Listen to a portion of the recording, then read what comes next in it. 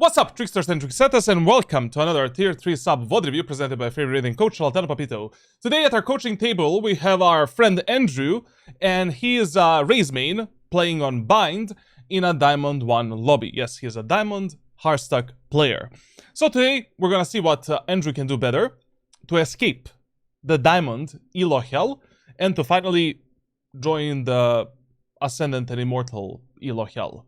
So nothing changes, but you know, at least your icon changes in Valorant. Okay, hello Charlatan, I'm Andrew. I never would have guessed that. A peak Diamond 2 player currently hovering around Diamond 1. This is literally my rank up back to Diamond 1.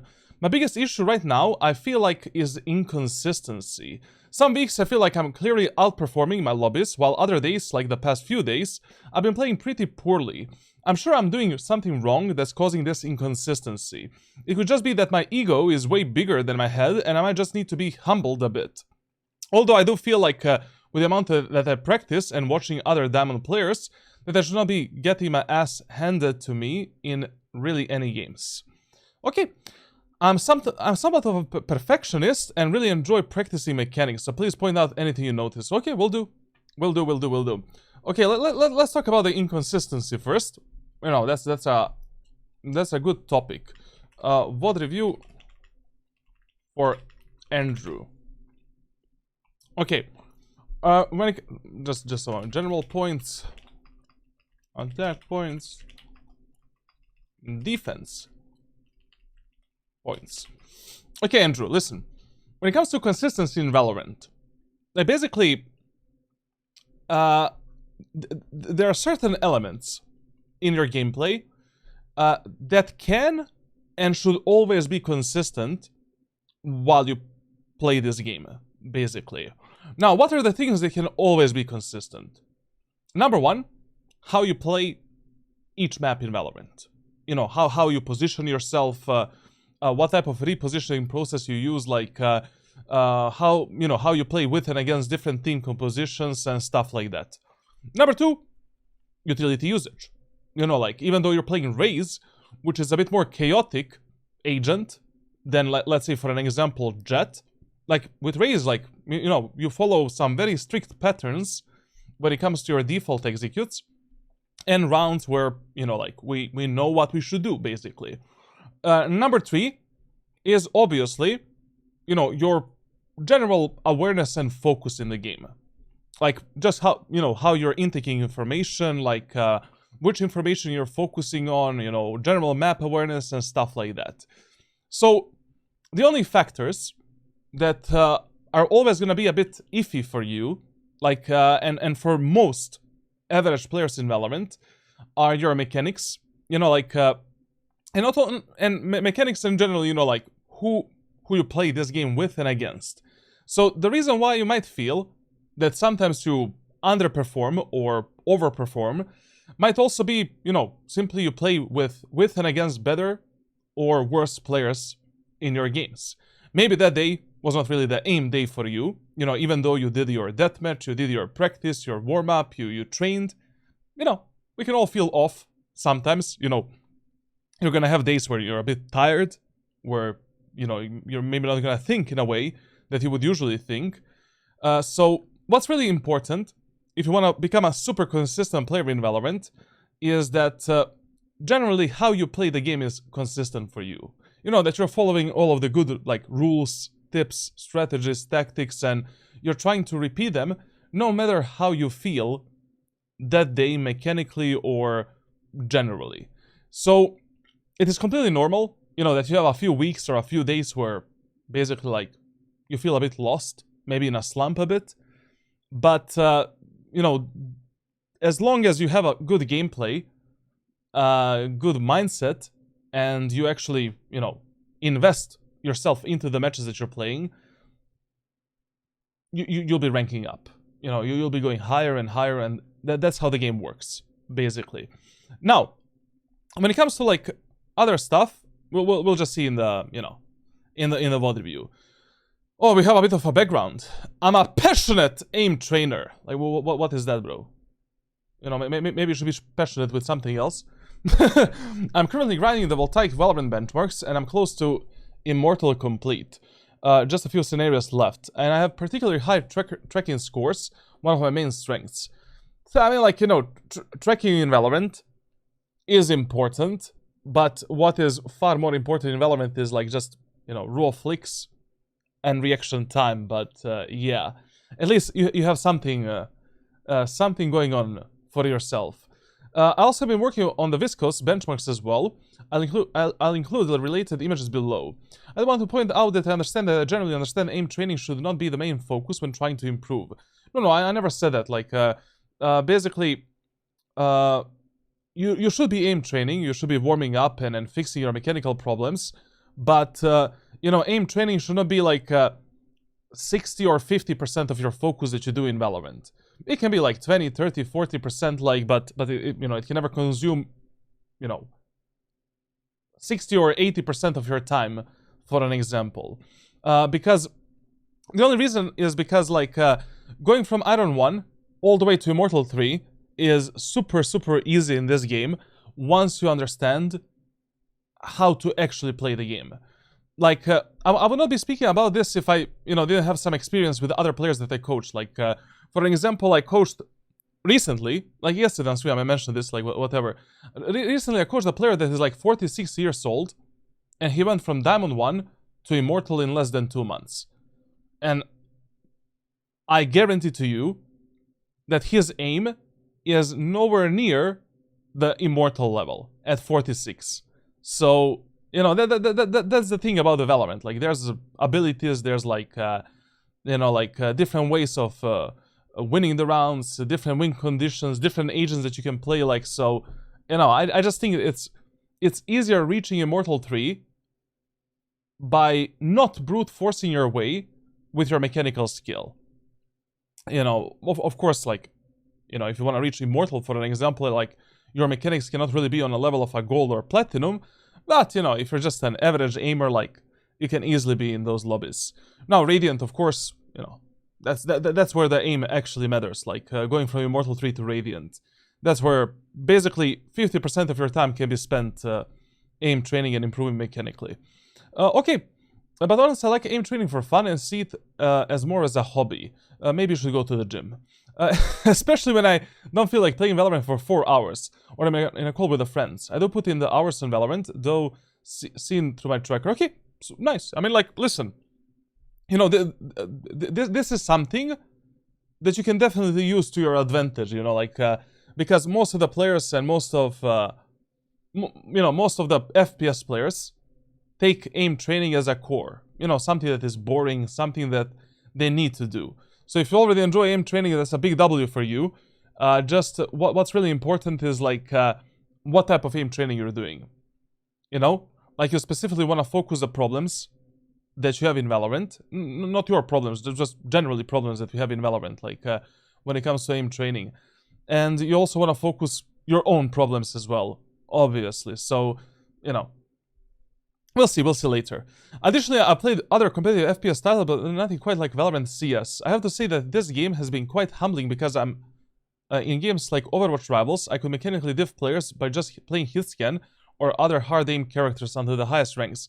But also, you know, like, in games such as Overwatch and Rivals, like, aiming is not really, you know, that impressive.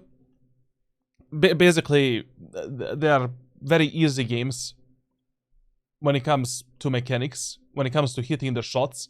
Even if you play something like a Widowmaker or, you know, McCree or whatever the fuck his name is right now, like, Bucky in Rivals, like, it's just whatever. You know, like, the hitboxes are so big that anyone can hit them, while in Valorant the head is like this, you know, like, it's a micropixel on your screen. So that's you know, the reason why you might feel it's a bit harder. Plus, you know, in Valorant, like, there's a, you know, peeker's advantage and all of that bullshit when it comes to the netcode can affect the things a lot. Positioning is very important as well. Crosshair placement, like, and you really don't have time. Time to kill is also lower. So yeah, for example, I hit Eternity in Rivals in quite literally not even 2 full seasons, but just playing Punisher, Hell Up, Psylocke, and significantly less hours than I have on Valorant. Okay, brother, but you know, Punisher, Hell Psylocke are dominatrix characters in Rivals. I'm not gonna lie. I hit Eternity on Wolverine and Bucky. And Groot. It's good. You know, very good, very good. Like, basically, if you're able to hit a high rank in at least one video game, that means that you have you're probably above average gamer in general. You know, hitting a high rank like in any video game, even if it is like a Rocket League or League of Legends, it really doesn't matter. Like, that means that you have a certain way of thinking and mindset, and now you understand what it actually takes to be at the top. You know, like, what are the steps to becoming better. And also, you develop a mindset and awareness that can easily translate in between the games. For example, like, you hit Eternity in Rivals. Like, in Rivals, like, you need to have a very good, you know, feeling for the power plays, when to go for this play, for that play, when to use this ability, that ability. Positioning is also very important.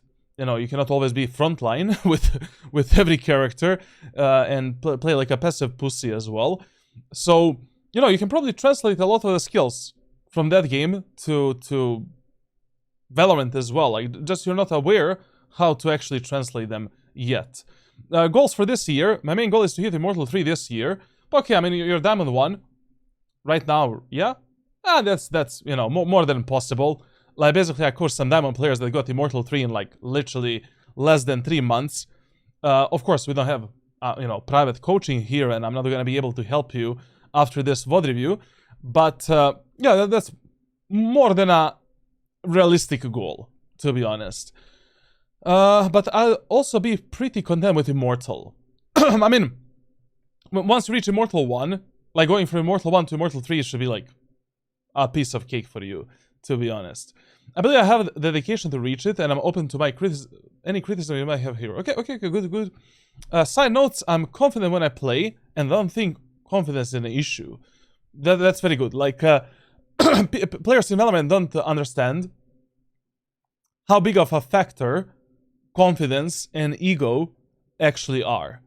Like, a good confident player will always beat a good player that is not confident. Like, a player that is afraid to go for some plays, to take some fights, because, I don't know, he is afraid that his teammates are gonna judge him. He is afraid that he's gonna lose a stupid rank rating that anyways he's gonna get back in the next game. Like, that's the worst thing you can do.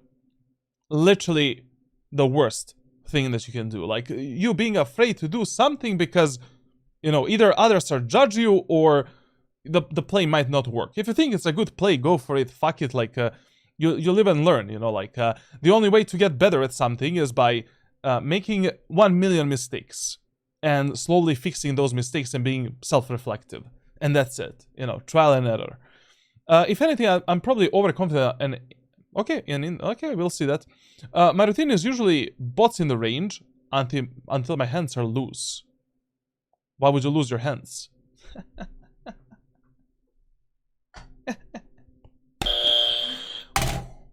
Okay, 2 to 3 deathmatches, rank games, depending on how I feel. wait. Rank games are optional for you. I mean, good. Good. Like, it's okay. It's okay. Listen, generally, my main advice to every single player that I coach is play ranked only when you feel that you're ready to perform at 300% levels. You're ready to win. Surrender is not an option. You mechanically feel decent or good that day. Okay, that's nice.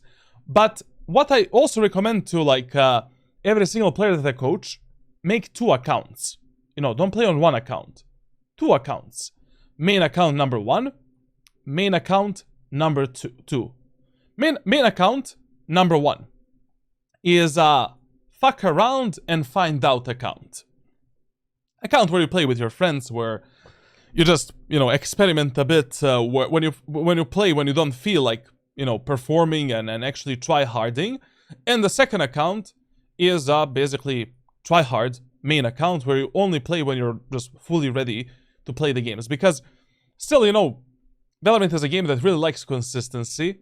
Consistency in your playtime, and you spending hours in the game and actually developing the feeling for the timings, for the plays, for positioning, for crosshair placement, everything. So it's kind of stupid that, you know, maybe you skip like 2 or 3 days of playing ranked because you just didn't feel like playing. In terms of, I don't know, you being ready to perform. Play on that, you know, first or second main account, fuck around and find out, you know, and when you're ready to play, play on your real main account, or, I mean, both accounts should be your real main accounts anyways. Aim, train weaknesses after I get off Valorant. Okay, this is a pretty good routine. I don't really know what you do with the bots in the range, to be honest. So yeah. Listen, I'm probably gonna recommend you some kind of a training, or aim training after this VOD review, which I usually do. Don't expect something, you know, huge-mongous, because this is still a tier 3 sub VOD review. Like, it's not a real private coaching, so I don't really know you as a player, I don't know you as a person as well. I just have one VOD and that's it. So I'll give you something that is pre-made, pre-recorded, like something that's gonna suit you, and you can try that for the next like 2 to 3 months and see how that works for you. I do review my VODs occasionally, but aside from clear mistakes, it's hard for me to recognize what I'm doing wrong. I can also get slightly tilted after deaths, but that's mostly just me trying to keep my mental state in check. Apologize if it shows. Listen, it is totally fine for you to rage, to be tilted. Like, it's normal human behavior. You know, like, to feel bad when you make a mistake. But listen, you should never be tilted because of some RNG shit in the video game, or because of your teammates. Those are the factors that you cannot control. You know, things that are out of your control, it's not your concern whatsoever. Like, you don't fucking care about it. But now, also when you get tilted a bit because of your own deaths and own plays, like, try to brush it off as soon as possible. You know, get it out of your system immediately, and try to reset yourself immediately for the next round. I don't know, do like 10 push-ups, like drink some water, stand up for like 20 seconds, circle around the table. If you cannot circle around the table, like, do something else. I don't know, smoke. Don't smoke, that's really bad. But yeah, you get the point. Now, I haven't played as much Raze this season since Sunset left the rotation, so I mainly run her on bind, but she's still one of my main agents and favorites to play. Otherwise, I play mostly duelist, except Waylay Yoru, it just depends on the map. But generally speaking, like, you know, for the players that are below, like, Ascendant and Immortal, I don't really recommend Waylay and Yoru as an option. You know, like, as long as you're below Immortal, Ascendant-ish, like, you know, other duelists are just much better and much more consistent, and it's easier to carry the games. You know, especially when you don't have a good team around yourself. So yeah, like, you know, Jett, Raze, probably Jett, Raze would also be a good pick for you. I mean, you just said, like, you enjoy Punisher, Hell, and Psylocke. You know, why not Jett instead of Raze? Like, Jett, Raze, and, you know, like, Jett and Raze, to be honest, like, give Jett a bit of try. I mean, we're gonna see a track review right now. I don't know, maybe the guy's actually playing, maybe playing the game. I haven't played as much Raze. Okay, I'll also link a deathmatch I played just before this game in case you need to compare my in-game mechanics versus practice. Feel free to absolutely shit on me on this review. I'm here to improve. I'm gonna try not to shit on you because that is disgusting. But if you have a feces fetish, like, I'll gladly accompany you. Actually, I'm not gonna do that as well. Okay, Andrew. Okay. Okay. And these are the scores. Well,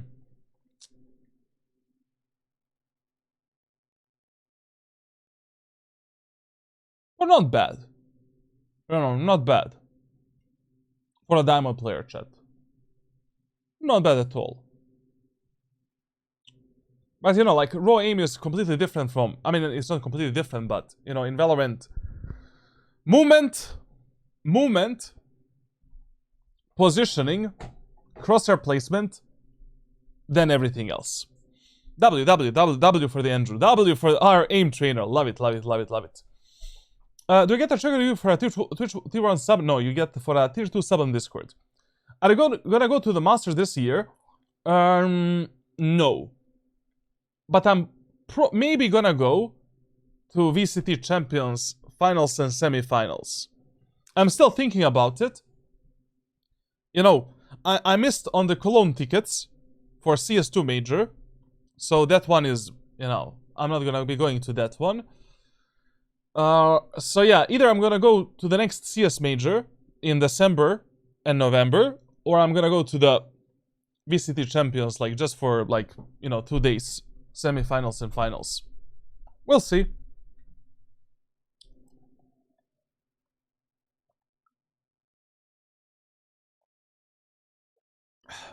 Ciao Pedro, how are you doing? Molto bene, molto bene, molto bene.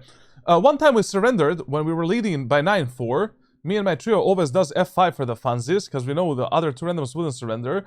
But we also did F5 for some reason. Happened to me as well. Like when I never press F5. F5 doesn't even exist on my keyboard. But you know, my friends also like to troll in video games. So yeah. Oh, chat. By the way, we are dominating. We are dominating in Deadlock, bro. Dominating. I'm currently.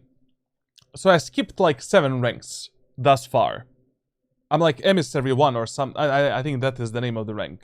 So we have like 1, 2, 3, 4, 5 more ranks until like the final one. 5 more divisions. Then I'm probably gonna make a, you know, some content for Deadlock as well. We gotta make a YouTube video like how I reached Eternus in less than 200 hours. Okay. Track review. Track review. Yeah, I mean, like, we're pretty much stuck a bit in this Diamond elo.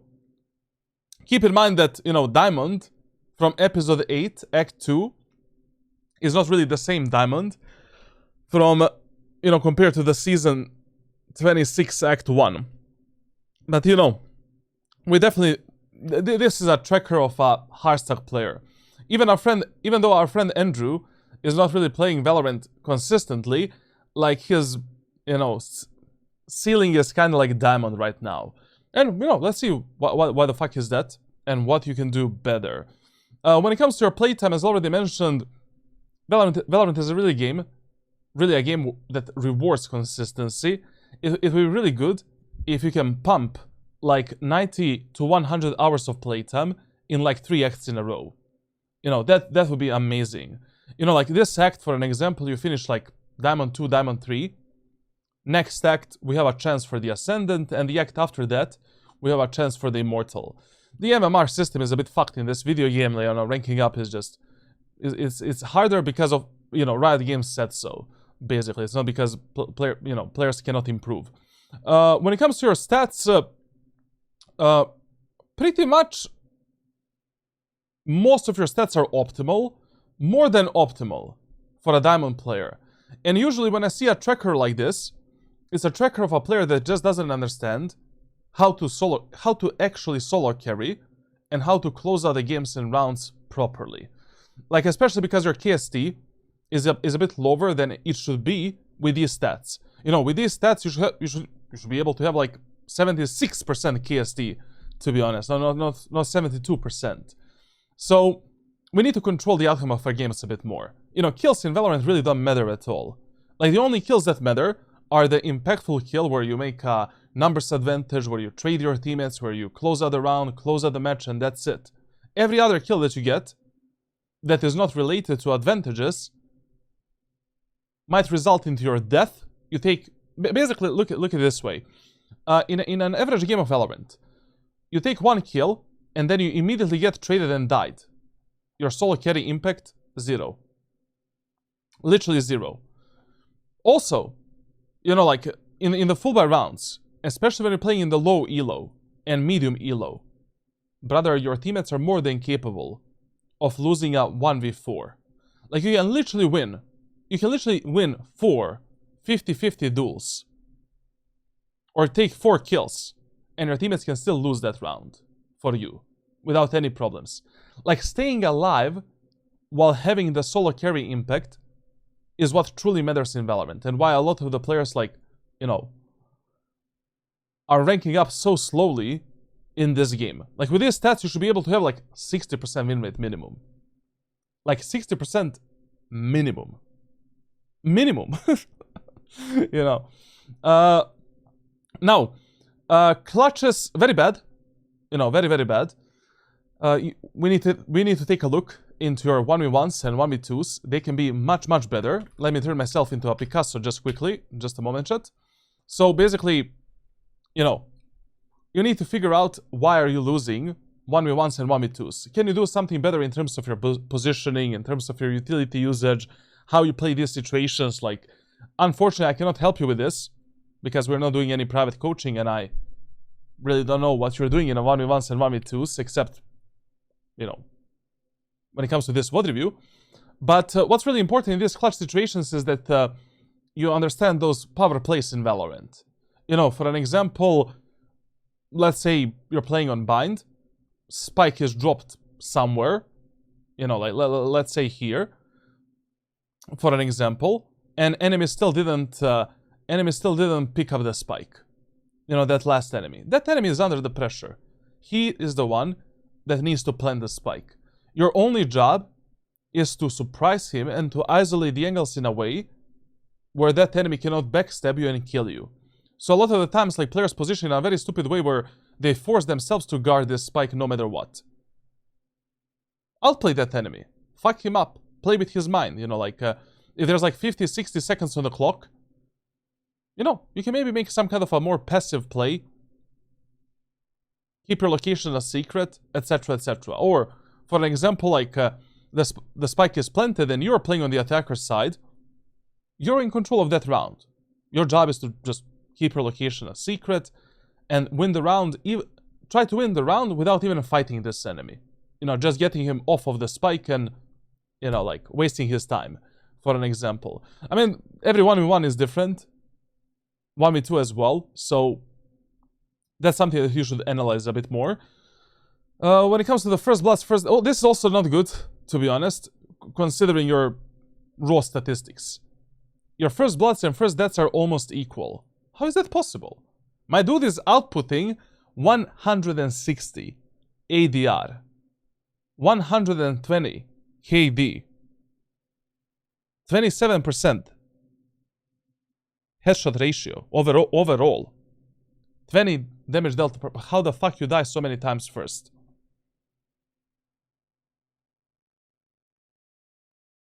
We'll see. You know, these initial fights can be better for you. KST poor, you need to value your life a bit more. We're gonna teach you how to do that. And also, like, yeah, you definitely need to stay alive a bit more to control your rounds. Listen, like, I'm never telling you to bait your teammates for nothing. You know, but you don't have to be the first contact in every fucking fight that you take. You know, you don't need to be on the front lines 24/7, even when you're playing Raze. Like, you have a very strict checklist that you need to complete in ranked solo queue, and once you complete that checklist, you boil down your gameplay only to the necessary stuff that you need to do. And we're gonna be talking about that as well. Now, attacker side, defender side, a bit better. Okay. So on attack, you struggle more.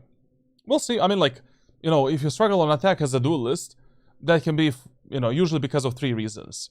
Reason number 1, your executes are maybe poo-poo caca. Like, basically, you do them at a wrong moment of time, you do a wrong set of executes, you take the space in a wrong way. Number 2, general pathing. Might be a complete poo-poo cacimus. And number 3, fight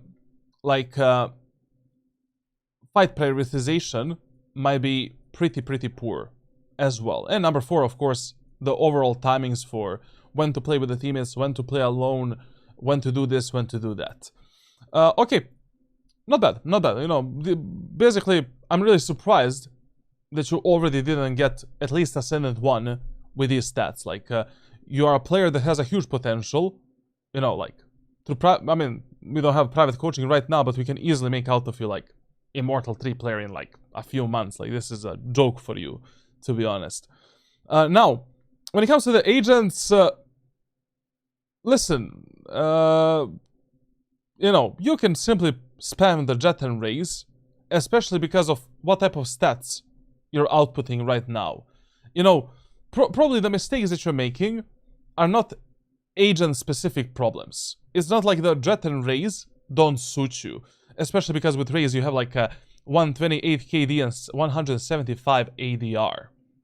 What's really the problem is just how you play the game of Valorant, and how you maybe play the maps and play around different type of teammates and enemies. So that is probably your biggest issue right now. It's really, you know, changing the agent probably wouldn't do anything for you at this moment of time. So you can feel free to stay with the Raze and Jet, and today we'll see like why the hell we're losing these games on Raze.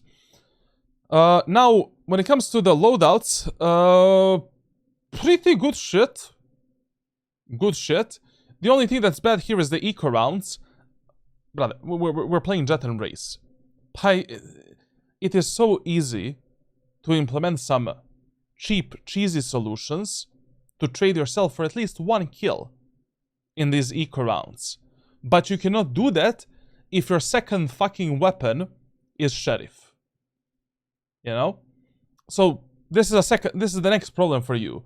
If you want to have easier time grinding Valorant ranked, if you want to have easier time reaching Radiant, Immortal especially, you need to start using more weapons for different like rounds and different situations.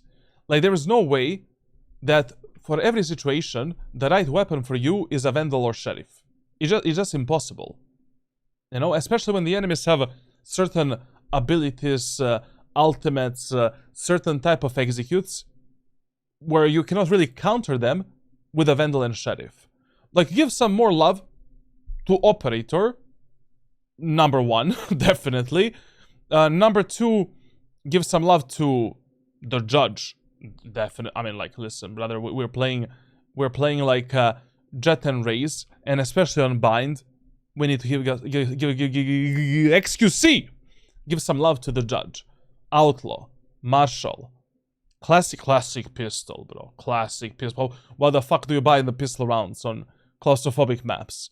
Shorty, Bandit, amazing eco pistol right now, especially on the movement agents, and especially on the attacker side. Come on, Baki, Stinger, but come on, bro. Like, you know, you're basically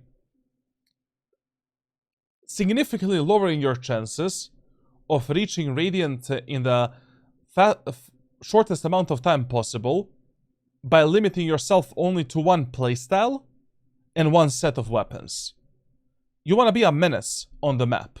Enemies should never know which weapon you have, what type of a strategy you're going to use next, and how you plan to fuck them up in the next round. And as I already mentioned, different problems require different solutions. Especially map-specific problems like that we encounter. So yeah, other than that, everything else is fine-zy, you know, not that bad. And today we have a Bind. Okay, deathmatch, we're gonna look at that later. So we can immediately drop onto Bindimus Rex. Friend request, Casper, see you later. Okay, we're starting on the defender side. Bind, cheats on.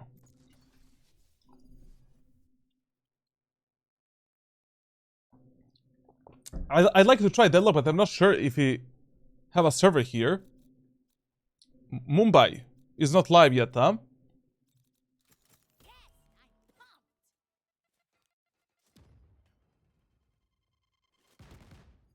I'd like to have a solo queue only account so its MMR doesn't get screwed up, but skins? My fucking skins, man, like. Rank is the only thing that matters. Kirill Manok Tassi. We'll see, man. If you give tier 3 sub for VOD track review, will we be notified before you give coaching? Yes, like, listen. This is the last time ever that I'm doing a free VOD review and a tier 3 sub VOD review. without the player present during a VOD review. Like from now on, the live coaching is actually gonna be, you know, with a player that we're doing coaching with at that moment of time. Because previously, because of my packed schedule, it was just impossible. Impossible to do this. Like, you know, to set the right time with a player that submits a VOD review. Now I'll really try my best, you know, to do a VOD review when you can either watch, be in the chat at least, or preferably be on Discord server with me so we can chit chat a bit and, you know, have a talk.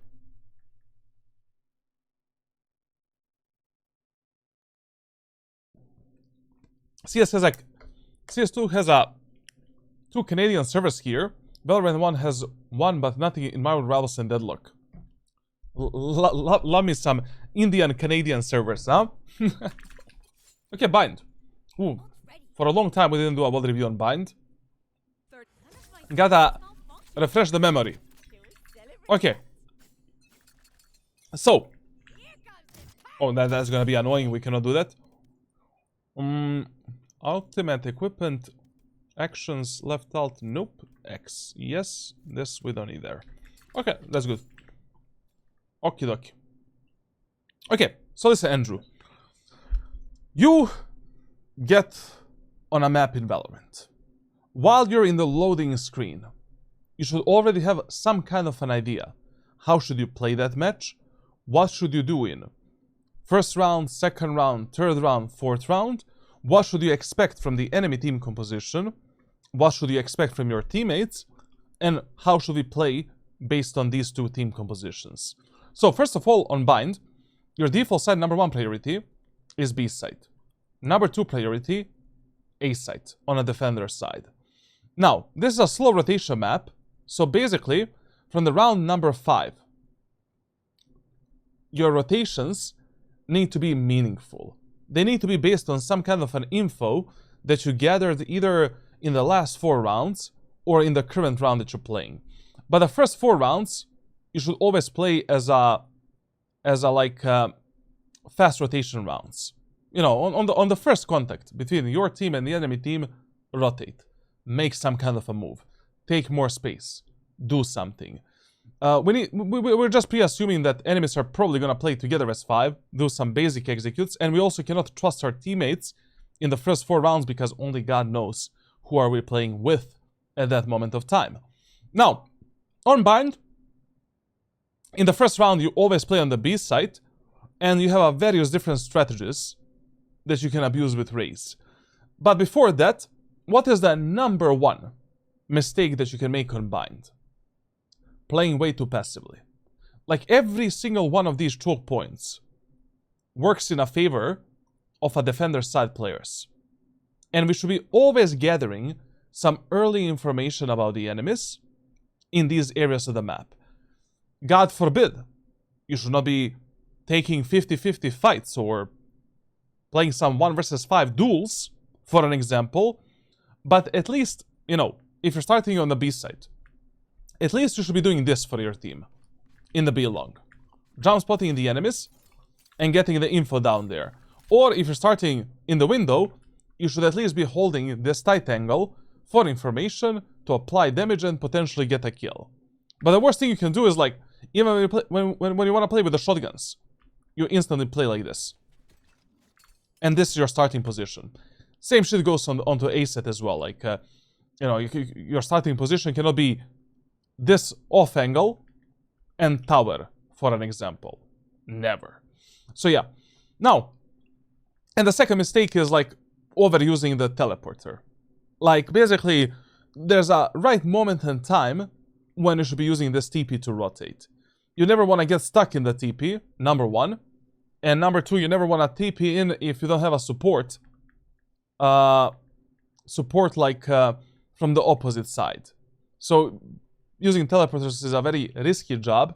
You also give the enemies a lot of info, you know, about yourself and about your position. So you need to be smart about it. Gio, yeah. I'm waiting for your clips today, man. I'm waiting for your clips. Just to remind you. Okay, so in the first round with Raze, you always play on the B side, and you're always defending the window in the first round. Like basically on a defender side, like you always prioritize the window control over the garden and B long control. Why? When you have the B short and window control, your teammates can always TP, we can always fuck up the enemies in the B short, and your teammates can play faster rotations onto the B side. So, in the first round with Raze, I'll give you a few options. You can choose whichever you want. Option number 1. You can go for the Bandit and Satchel. Simple as that. We hold this angle, try to one-tap the first enemy.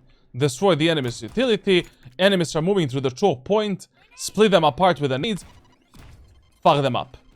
You kill one enemy, rotate towards the site, take some secondary angle, and play with your teammates. Option number 2, same as number 1, just you get a ghost. Option number 3, classic light shield 2 satchels. And option number 4, ghost shorty strategy. So basically, or classic light shield shorty strategy. You drop a shorty here, we bait the enemies with a ghost or classic pistol, ba ba boo ba ba ba, destroy the enemy's utility, pick up the shorty, fuck up the first enemy that is pushing in, and then we can pressure the enemies with a nade and maybe get one more kill in the pocket. If enemies are going onto the A site, just instantly rotate through the window, through the CT, and get ready for the retake. Okay, let's see what our friend Andrew is gonna do and how he's gonna play this first Anonymous Rex. Yo, Arya, mostly, man. Surprise, motherfucker. Yo, thank you for 31, man. I would like to say enjoy the playbook, but you have everything. You want gambles? Yeah, sure. We can do the gambles. Do they win the first round?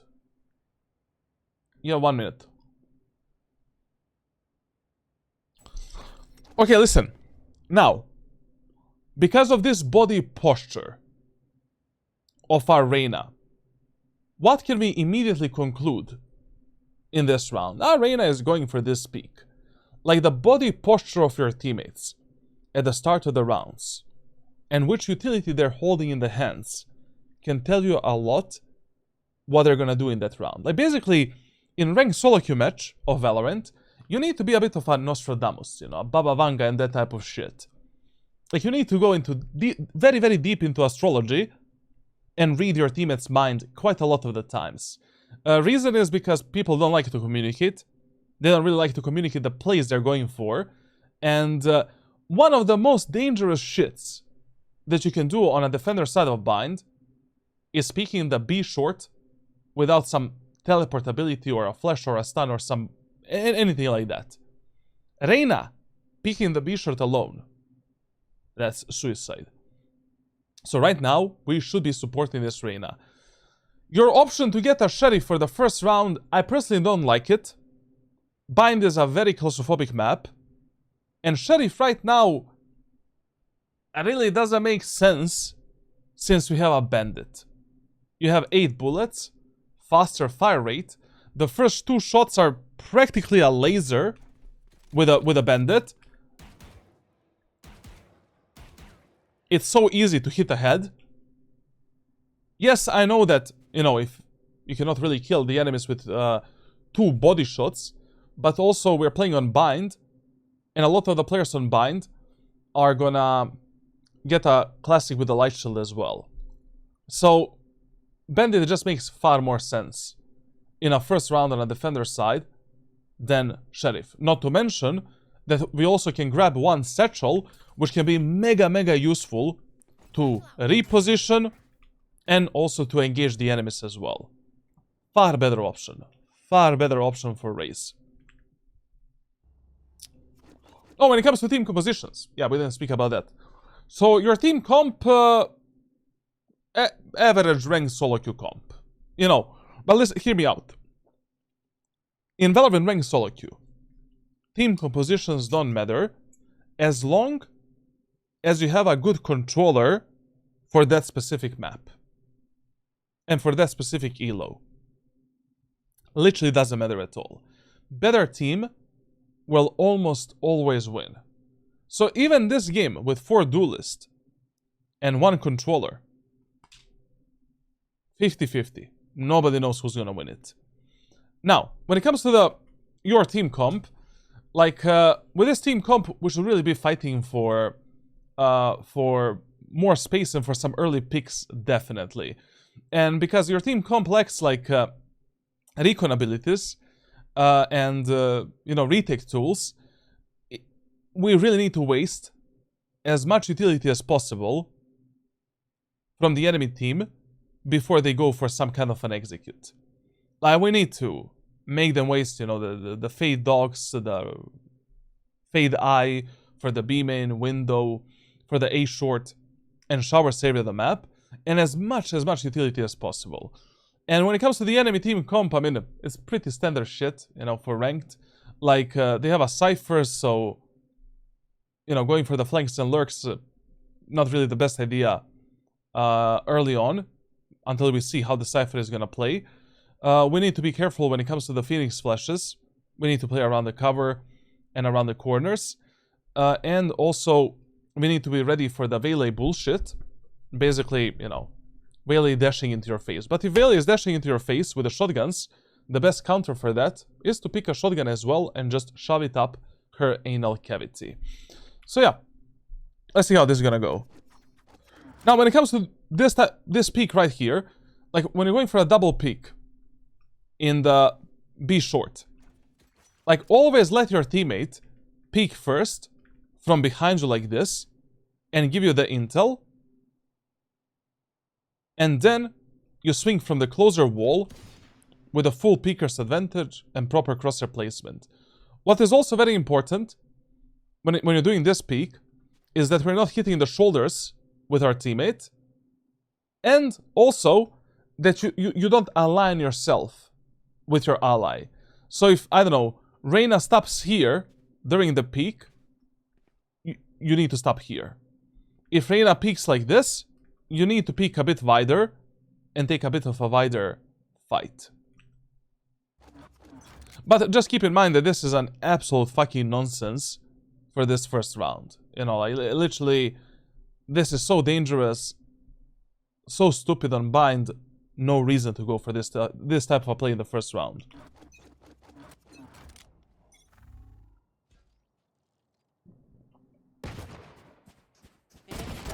Okay, now, not bad to be honest. Pretty good peak, pretty good fight with the Reyna. And also this Cypher gave us a lot of info what the enemies might be doing in this round. So, if you see a Cypher this early on in the B short area of the map, and your teammates don't see anyone in showers and in showers, it was probably a 4-1 split onto the B side with a Cypher lurk in the window. So, as soon as we kill this Cypher, we should immediately go back onto the bomb site and get ready to fuck up the enemies with the Sheriff and with a nade in the garden area of the map, and to fully lock down that area of the map. The worst thing we can do right now is go for the push from behind, you know, and maybe separate with this Reyna and leave the site fully unattended and open for the enemy team.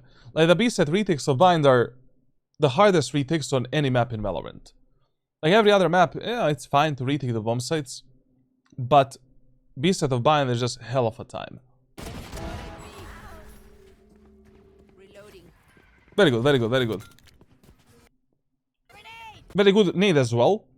Usually, the best moment of time for you to use the Raze nade is when the enemy duelist, dive duelist, moves in, so that you fully separate that duelist from the rest of her team, and we can just hyper-focus on killing Veiley, for an example.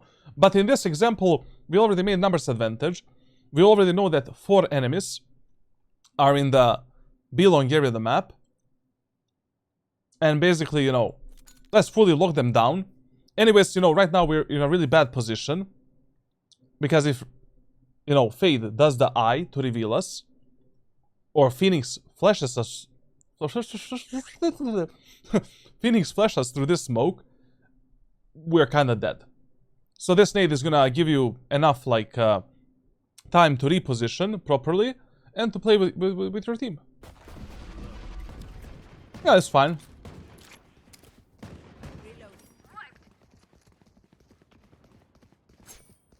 Spike down A. Spike spotted A. Smoke's One down. enemy remaining. Okay, so the Clove didn't teleport, you know. She's either behind you or in the A short, but listen, you're a 4v1. The only thing that matters right now is that we just win this round. Go into the showers, play with your teammates around the spike, and just play a raw refrag game. You don't need to do anything else to close this round. Everything that you're doing right now is just a nonsense. And your team as well. I just, you know, lock down the showers and that's it. This is kind of a bit of a bad sign from you as well. Like, how, you know, at this moment of time, you should be thinking where this Clove might be. She is not showers. She was not in the teleport. She's either, you know, A short, on a rotation, or behind us. So right now, not a single teammate is watching the CT. You should be checking your back a bit. You know, we need to take that as an option as well.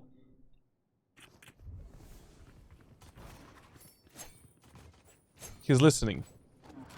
But she can already be, you know, so far up our ass. Also, in this round, you should not be hunting this kill anymore. Brother, saving this sheriff for the next round is super important for us. Because we can literally get a sheriff with a judge, heavy shield and utility in the round number 2. And if we have these weapons for the bonus round number 3, and we snowball this match, GG. GG. Okay. Bulldog? What the fuck?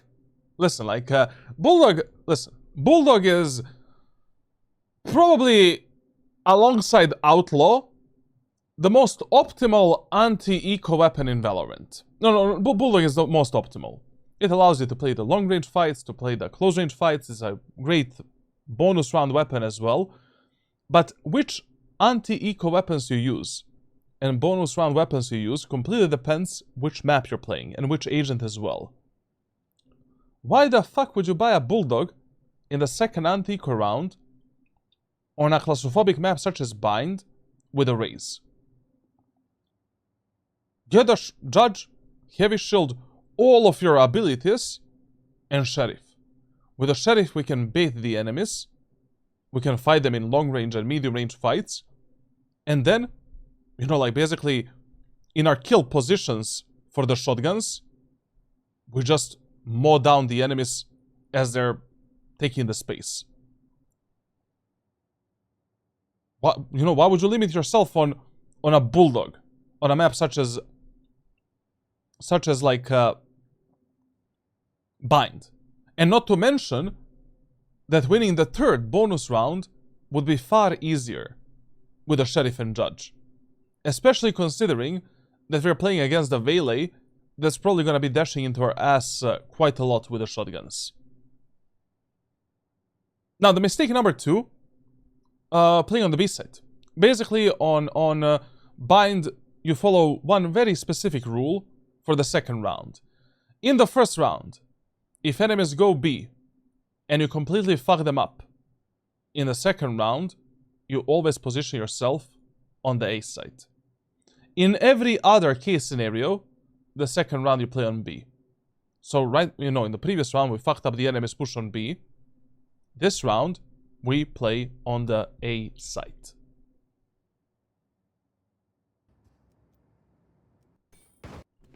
Okay.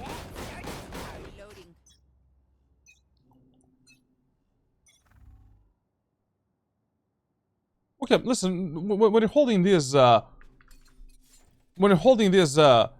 common angles, off angles, and tight angles, always hold them all the way as far as back as possible, like this, so that we minimize, you know, angle perception advantage, disadvantage, and peeker's advantage, and bullshit like that. Like this. And always place your crosshair ready for the furthest enemy peek that they can do in that angle.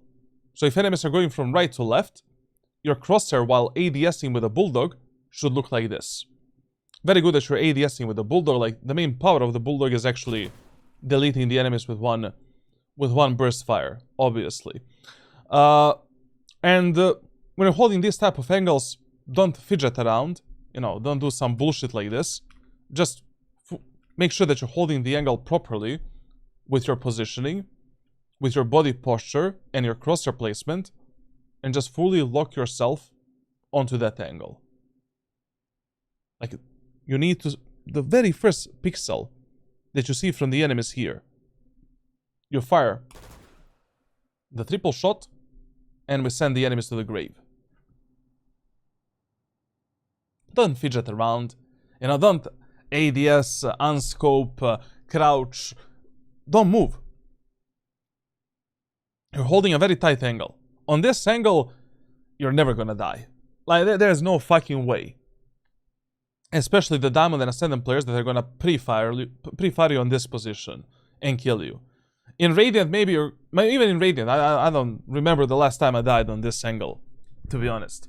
Like, literally, it never happened. Like, never. Either, you know, we exchange a bit of damage left and right, or I'm gonna kill them and that's it. So, don't fidget around. Like, fully lock yourself onto the angle, physically and mentally.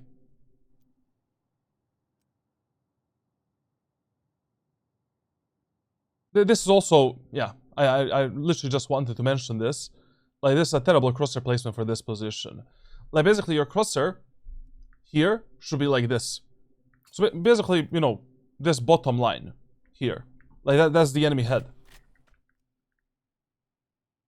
Instead of fidgeting around, focus on your positioning and crosshair placement instead on all of this other bullshit. You're just gonna lose at timing, you know, to be ready for a fight.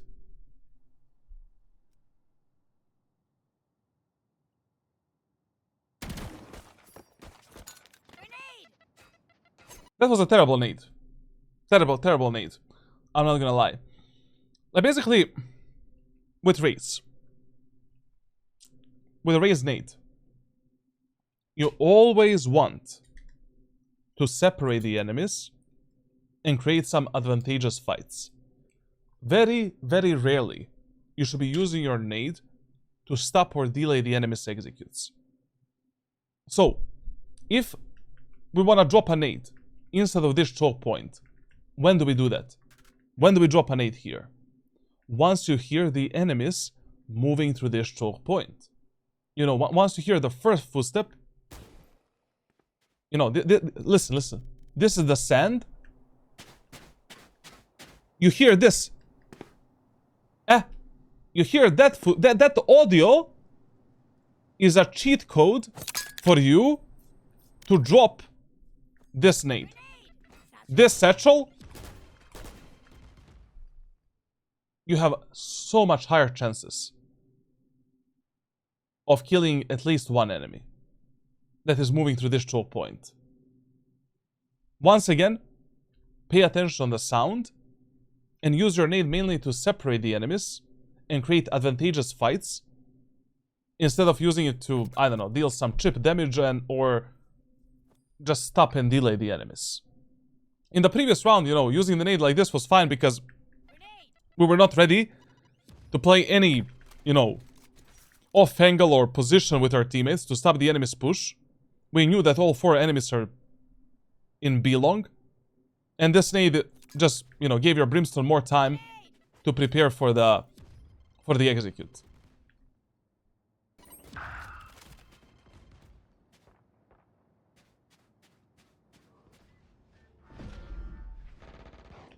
Here, like, you still should have played with your Reyna, man.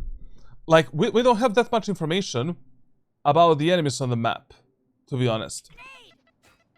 I mean, I don't know if your teammates are speaking with you. Oh, actually, never mind. Listen. Like, as soon as you saw this Phoenix healing your Brimstone, you should have started rotating. I mean, we really have no info about the enemies, like, what are they doing, and they took so much space on the A site that we just can't, stay on the B set anymore.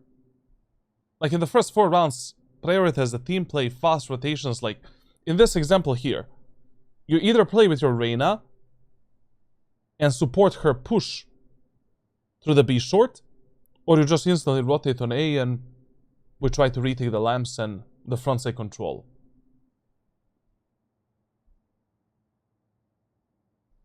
Second, how many kills at the half, huh? How many kills at 12, 11.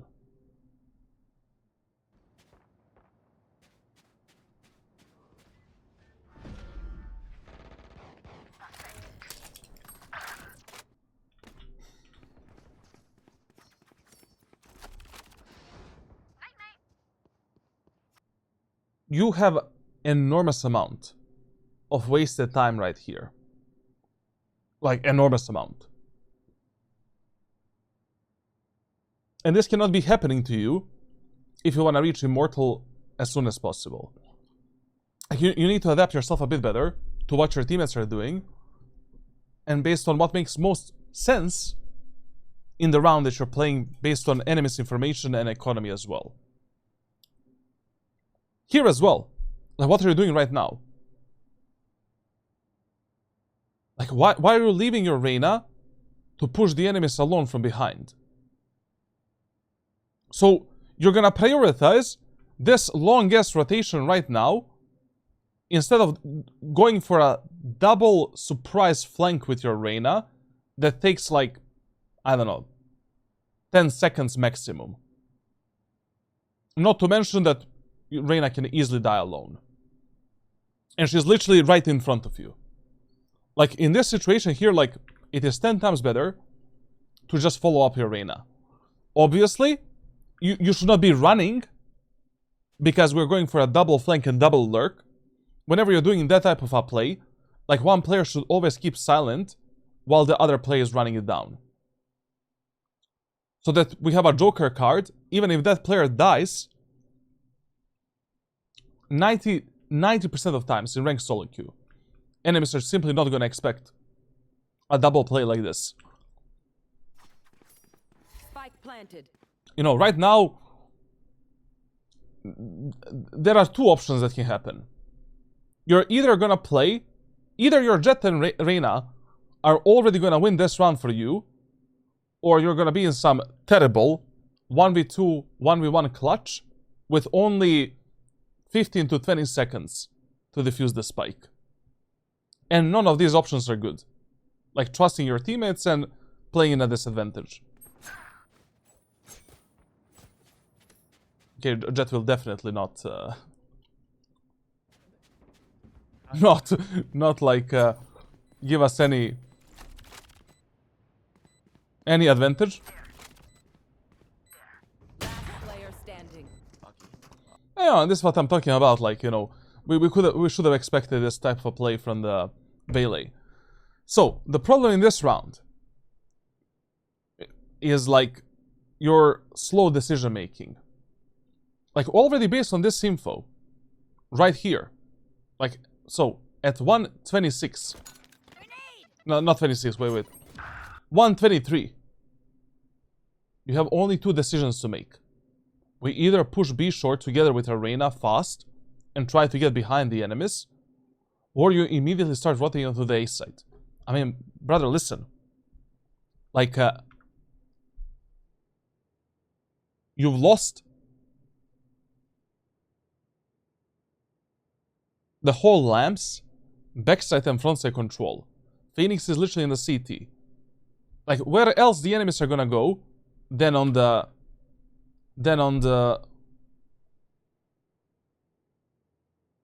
A set right now.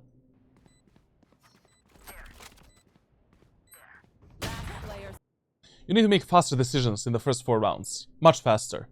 Like, first contact between your team and enemy team, first death, first blood, like, you need to be more, like, decisive. You cannot be anchoring the bomb site so much and positions. Is higher or lower sensitivity better overall? It really depends from player to player, man. Like, as long as your sensitivity is in between like 0.2 at 800 DPI and 0.4 at 800 DPI, you know, that's like the optimal sense range for Valorant. And your sensitivity is laying down somewhere there. Most players will perform a bit better and a bit more consistently on the lower sensitivities. But it's absolutely stupid in Valorant going below like 0.2 at 800 DPI.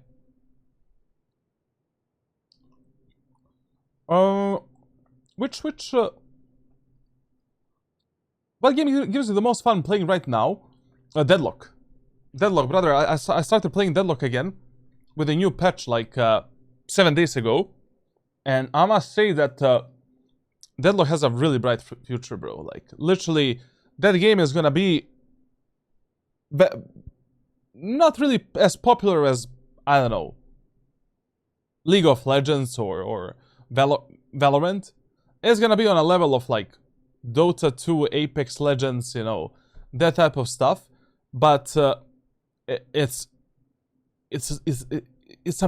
such a refreshing and such a fun experience right now. Like, every game is, you just don't know who's gonna win it. Very rarely the games are a full-on stomp.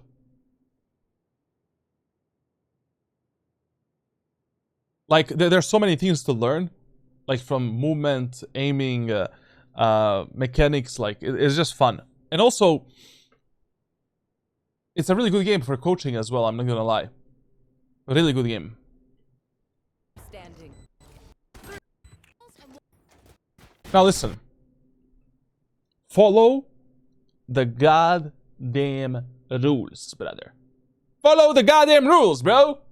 So, in Valorant, on a defender side, you have 7 rules that you follow to position yourself on a defender side. And you immediately broke the rule number 1. The rule number 1 is that you position yourself based on the map that you're playing. Rule number 2 is that you position yourself based on economy. So, on Bind, we have a very strict rules how you position in the first 4 rounds that are gonna give you 80% of chances of reading the enemy's next play. So, the next thing I would recommend to you, go through my rank playbook on my Discord server and learn the early positioning in the first 4 rounds on every single map in Valorant. Like, you cannot play on B site in the round number 2 if you completely stomp the enemies on the B site in the round number 1. Like, chances that enemies go B in that second round is like below 20%. Maybe even lower in ranked solo queue. So in this second round, what you should have done: Sheriff, Judge, Heavy Shield, Boombot, Satchels. We can start the round on some kind of an off angle like this one. Try to one-tap the enemies and just drop down. Then as the enemies are moving in, we can take this as our secondary angle. Bam. Bam. We bait the enemies with a Sheriff. Now Vele is dashing into you. Phoenix is pushing with a Stinger. The round is... this round should have been over like at 1 minute and 25 second mark. You need to follow these rules because, like, winning the first 4 rounds and, you know, having a positive win rate in the first 4 rounds is mega important in Valorant. Especially losing the eco rounds can heavily, negatively impair the mentality of your teammates. You know, when you lose the second anti-eco round, I mean, enemy economy is gonna be super good. Also, like, your teammates' mentality is gonna be super shit. And we're already at, you know, at a really like bad start of this match. Now in this third round, you know, I have no idea. I have no idea, like, what the enemies are gonna do and where they're gonna go. Because we just lost the round on A site. So, the best gamble and the best bet, let's play on the B. You know, anyways, it's our default site. In the first round, enemies went A, second round B, so A, B, C, D, E, F, G. Let's play on the B site. Once again, why the fuck you use Sheriff and Bind with the Raze in these eco rounds? To get the shorty. You know, shorty, 2 satchels. I drop a shorty in the middle of the bomb site, start the round, either B long, jump spotting and baiting the enemies, making them use some abilities. Then we can use this angle to just go for 1 or 2 bullets. Enemies are running in. Free kill. Free trade. Or start in a window, you know, bait for your Reyna. Bap, bap, bap. Drop from the window, make the sound. So the enemies focus on your Reyna. And once again, you cannot get more free kills than this. And once again, in these eco rounds, on a defender side of Bind, Bandit is far better than a fucking Sheriff. More bullets. It's quite easy to get the fights that are 0 to 10 meters, where you can just one-tap the enemies in the head. It's easier to control the weapon as well. So yeah.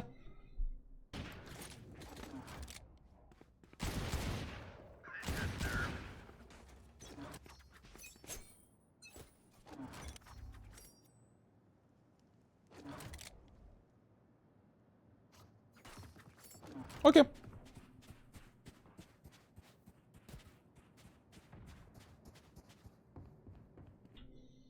Who are you waiting for?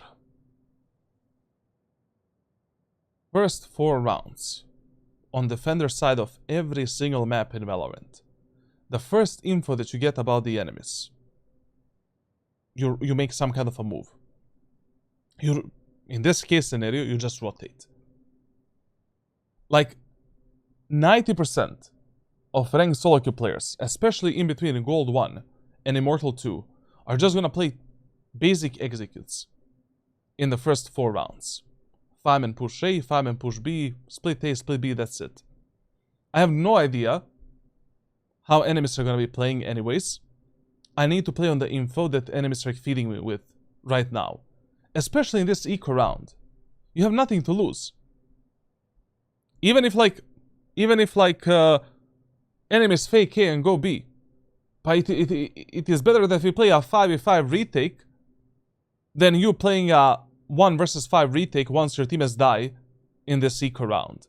And not to mention that enemies, once again, took the full frontside and lamps control. Based on how much space enemies take from you, depends also when and how should you rotate. Enemies on A side, have the lamps, have the front side. Instant rotation. There's nothing to think about. And once again, you wasted like 5, 6, 7, 8, 9, 10, 11, 12, 13, 14. Man, you could have already been there. Fucking up and killing the enemies with a nade, with a satchels and Sheriff. And refragging your Jet and Brimstone.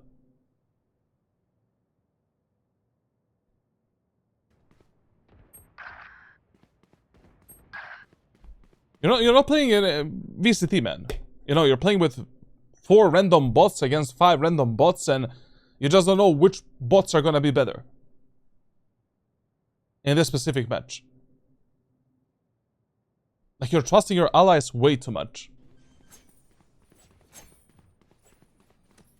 Spike planted. Last player standing. Now listen, if the enemies are just planting the spike, and you have one teammate in the lamps, or at the backside, while you're on this rotation, always drop this type of a nade on the A side.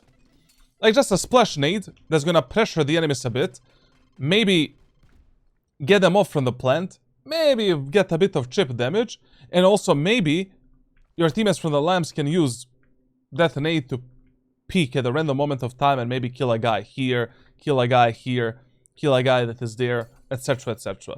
It's totally fine using this nade if the enemy still didn't plant the spike.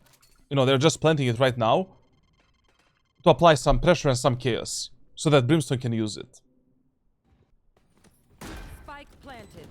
Also, whenever you're rotating on bind through the CT area of the map, here, first you clear all of these angles like a normal human being. Then jump spot this position and always be ready for a fight with the enemies at the bench. So, jump spot this, get the info, check this corner, and then you're doing whatever the hell you want to do next, you know, depending on whether your teammates and enemies. Last player standing. To watch us? Okay, in this round number 4, we need to use the rule of 3 executes and pre-assume once again that enemies are gonna go B. In ranked solo queue, very rarely, you're gonna play against the teams and enemies that are willing to do the same execute or the same play 3 rounds in a row. That's gonna happen in less than 20% of matches that you play in ranked, especially if you're playing in between the Gold 1 and Immortal 2. Now, what the fuck is this economy management? I mean, you know, buy here a Vandal with a light shield is okay. Obviously, it's fine if you're playing some non-movement agent. You know, you're playing Reyna, of course, right now you're gonna get a Vandal with a light shield and some utility. But brother, you're playing Raze on bind. And we have so many kill potential like positions where you have a guaranteed kills with a judge, practically, if you position and reposition properly. Then why would you risk playing this round with a Vandal and light shield? We already know that enemies are playing with the bonus round weapons, and Melee is maybe even going to use a Judge or Bucky to dive us into the face. Like, get a Judge, get a Heavy Shield, get utility, and just mow down the enemies in the window, on the B site, in the long. There's so many positions. That's him. We don't hide. Especially because right now, we think that enemies are going to go B, Judge, Heavy Shield, utility, Bandit. Start the round by baiting the enemies with a Bandit. Destroy the Fey Dog with a Bandit to bait them even more. 3 kills.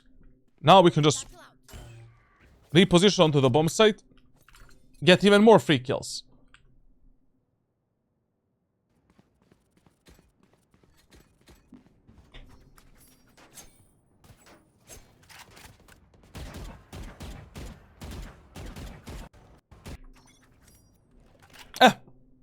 Exactly what I was talking about at the start of this VOD review. Like, this is probably the worst mistake you can make on bind. This can never be your starting position. This can be a secondary position, 3rd position, 4th position, but it cannot be the first position that you play. We need to apply some pressure onto the enemies in B long and window. If you don't do that, they can easily take all of this space without using a single ability. It's just stupid. We need to force the enemies to use something to take this space. And also, you know, when we're playing Raze, this is a great kill zone for you because of the nade and satchels. And also, this long-ass corridor is also a great kill zone for you when the enemies are close and you can just fuck them up with a nade, boombot, satchels, and utility. Start like this, hold the hookah, try to get a kill here, bait out the enemy's utility, pay attention to the sound, try to get 1 kill, then we can maybe use this as some secondary off angle, try to get 1 more kill, and then let's play with maybe Reyna in the long if she's still alive, or then let's reposition like maybe on a spot like this or this location as a 3rd or 2nd position. But this, like, we cannot. But, bro, like, literally enemies have so many abilities that they can use for the site execute 2 Fade Dogs, Fade Eye, Fade Seas, Phoenix Wall, Molotov Flashes, like Veil Refract, Saturated Dash, Cypher Camera, Clove Medal. How do you plan to defend the B set against all of that utility with the Raze? Don't get me wrong, like this is a great off angle and position to play, like you can easily get a pick here, but still. Once again, you got the info that enemies are going A. Once again, you need to rotate fast. We need to be moving. Fast!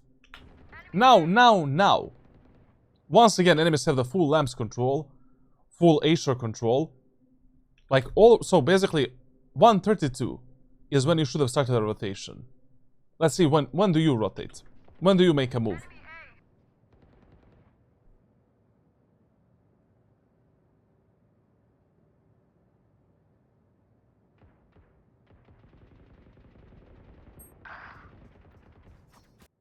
You would have already been on the A site refragging that brimstone and fucking up the enemies pushing this site. Why are you anchoring the position so much, bro? You're not playing VCT, man. Like, in less than 10% of matches in Valorant, you're gonna play against the teams that like to flank, lurk, fake, 24/7, do some variations of different plays. Like, most of the players are just gonna do basic executes, basic pushes, like basic levels of team play, and that's it. You're just trying to counter the basic shit.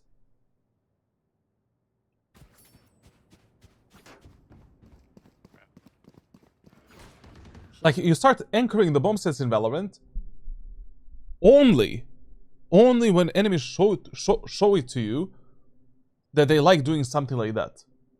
You know, like, for like 2 rounds in a row, enemies like to fake a lot, enemies like to rotate a lot, enemies like to, you know, play a bit deeper gameplay of Valorant. Then, okay, you know, then you can start anchoring the bomb sets a bit more. But even then, anchoring is bad if your teammates are just gonna be dying left and right. If you cannot trust your teammates. You know, there is no point in you keeping the B site safe if 3 of your teammates on A site are gonna always die. It's not real.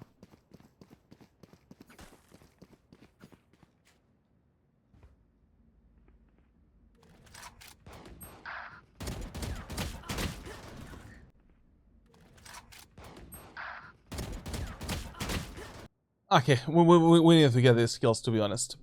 Your rotation here was fine in terms of, you know, going onto the tower and, you know, getting the fights from the tower.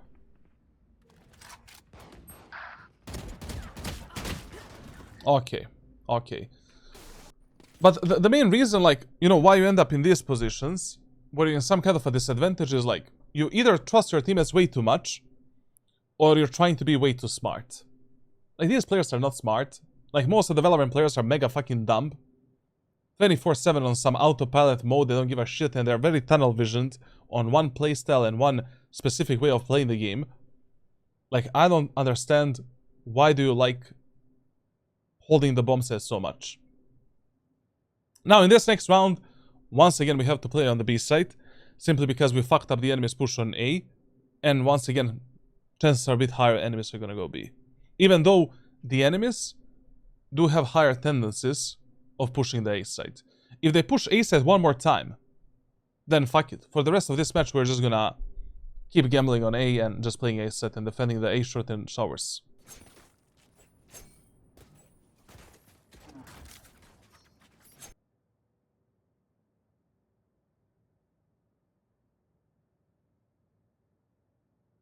You buy a sheriff in a full buy round where 3 of your teammates are buying, and Neon can drop you a Vandal with a Phantom, Reyna can drop you a Judge.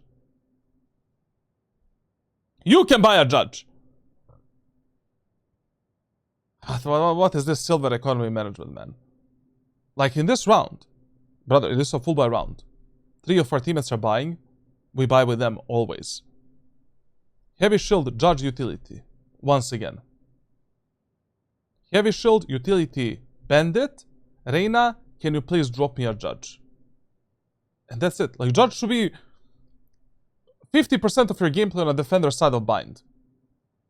Like, all the way up to Immortal 3, like, you can win 60% of your rounds on bind on a defender side just with a shotgun. Literally. Like, that's one of the main reasons why you play an agent such as Raze. A movement agent. They can abuse every weapon, a lot of different strategies and setups, instead of just relying on fucking one-taps. What do you need? Please. Please. Can I get a drop? Thanks. Okay. Okay, we got a vandal if nothing else. You know, we're not playing with a sheriff. That's good.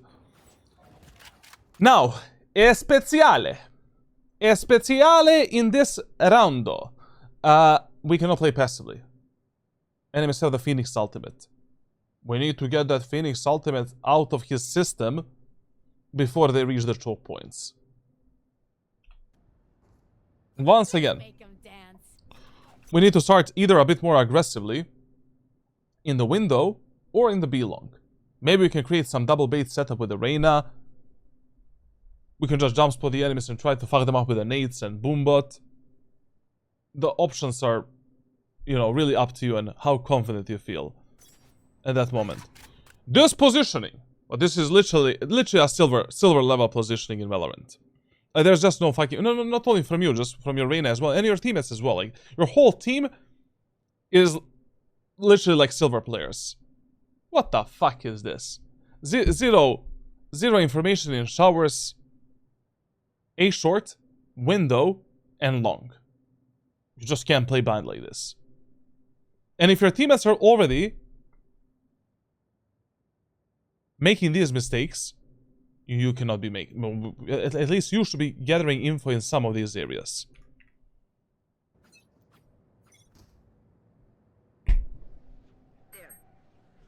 And what now? What now? So, Fade used only one dog. She got the full info that no one is in the window. Now Phoenix is gonna use the ultimate. Clove is gonna smoke. And what? You're just gonna kill the Phoenix ultimate. You're gonna be at the backside and dealing with a, you know, two Molotovs, like two flashes, C's, like, oh, you know.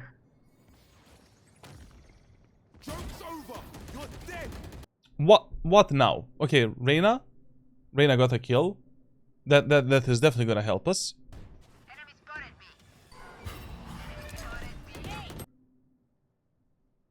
You know. That sound that you heard right now is the sound of Fade Eye flying. Meow. Like, you hear this sound in Valorant. You need to focus yourself on destroying that eye. Like, that shit cannot reveal you. When that shit reveals you, you're in a lot of trouble. If Fade sends the second dog. And basically, your reaction here should have been very simple. Destroying the Fade Eye, dropping this type of a nade, so the enemies cannot get out of the window. Which is gonna give us more time to position properly. For both fights in long and in the window as well. And that's it. Now, not only that you miss your nade, that enemies are already out, your Reina is dead, but you're also revealed, you naded yourself, and now, you know, our team is like literally all the way here. At this moment of time. First of all, why didn't we tell our teammates to rotate faster? As soon as you saw the Fade dog, you should have yelled at your teammates is the B push. Why? Enemies have only been using the 5-man executes for the last 4 rounds. Is the best info that we can gamble on. Like, your teammates should have been on a rotation like 10 seconds ago. You see, right in this round, you see the problem with your early positioning on a defender's side. Way too passive. We're not abusing any multiple off angles and safe angles and kill zones to potentially get some kills and burn out the enemy's utility. And especially if you don't get a kill on such a passive position, and enemies move through the choke point, I mean, like, good luck. You know, like, no one can clutch this round. Being pressured by 5 enemies with 5 different abilities, 1 versus 5. Even a Radiant player is gonna die here. 9 out of 10 times. Oh, fuck me. Also, like, you know, I really don't understand, like, why did you want to drop a Raze nade like this? You know? Like, a much better idea if enemies are dropping through the window. Just bounce it like this. Oh? That's it. Oh, sorry. So basically, you know, there's no reason to drop the Raze nade like this. It's a bounceable nade, like, you know, like, just from... You wanna prevent the enemies from dropping down, or to pressure these enemies. Do this, and now 3 kills for you. Or do this, and then you can focus on the long, supporting your Reyna. Why do you need to drop a straightforward nade? Same as for this position. You know, like, you don't need to drop a nade like this and drop it or drop it way too deep. Bounce it from this wall here, bam. It's gonna go into the choke point, it's gonna prevent the enemies from coming out, and that's it. If you run a bit faster, it's also gonna drop a bit deeper if you wanna fuck up that enemy or stop. Like, I don't understand, like, why would you even consider doing something like that? And then risk, you know, getting this bounce in your face. Oh my fucking god, bro. Speak with your teammates a bit more. You know, like, give them the basic info of what you see, what you hear, and what you think is happening on the map. So they can also make faster decisions as well, to rotate, for an example, and to help you out. We need to mark this down immediately as your first problem on the defender side. You need to completely change your initial positioning. It's way too passive.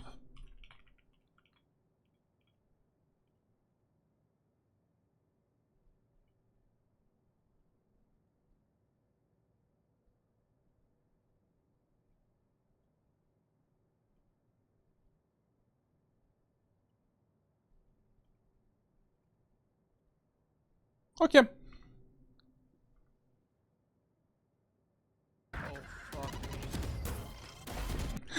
I love that enemies don't have a Raze in their team. Oh my fuck. Planted. But that nade is not the problem, you know, like, that nade is whatever, like, yeah. It can like happen, like, whatever, literally. The problem is, like, why you should be mad at yourself is how passively you started in this round, and how much space you gave to the enemies for free, and you didn't even notify your team as the enemies are pushing B set in time. Now, in the next round, I'm sorry to break it to you, but I would probably play on the A side. Like, enemies just had more confidence pushing A during this whole match. It was an easy read that enemies are gonna go B in the last round because for the first time ever, we won a round on the A side. Your teammates on A side are just horrible. You know, Arena is like okay, but our teammates on A are just absolutely fucking dog shit. And once again, why the fuck are we using Sheriff in this eco round? You wanna buy? So how much money do we have? I can't believe that in a Diamond VOD review I need to speak about the economy. So bad, man. So, with a light shield, you have 3,350 credits. Heavy shield Stinger. Light shield Bucky Bandit. Light shield Judge. All of these are better options. Much better options with a much higher kill potential on a map such as Bind. Rather than getting a stupid effing Sheriff. Even on long range maps on a defender's side, you don't prioritize the Sheriff in these eco rounds. Like on Breeze you play Marshall, you know, Abyss as well, like, It's just better option than fucking Sheriff.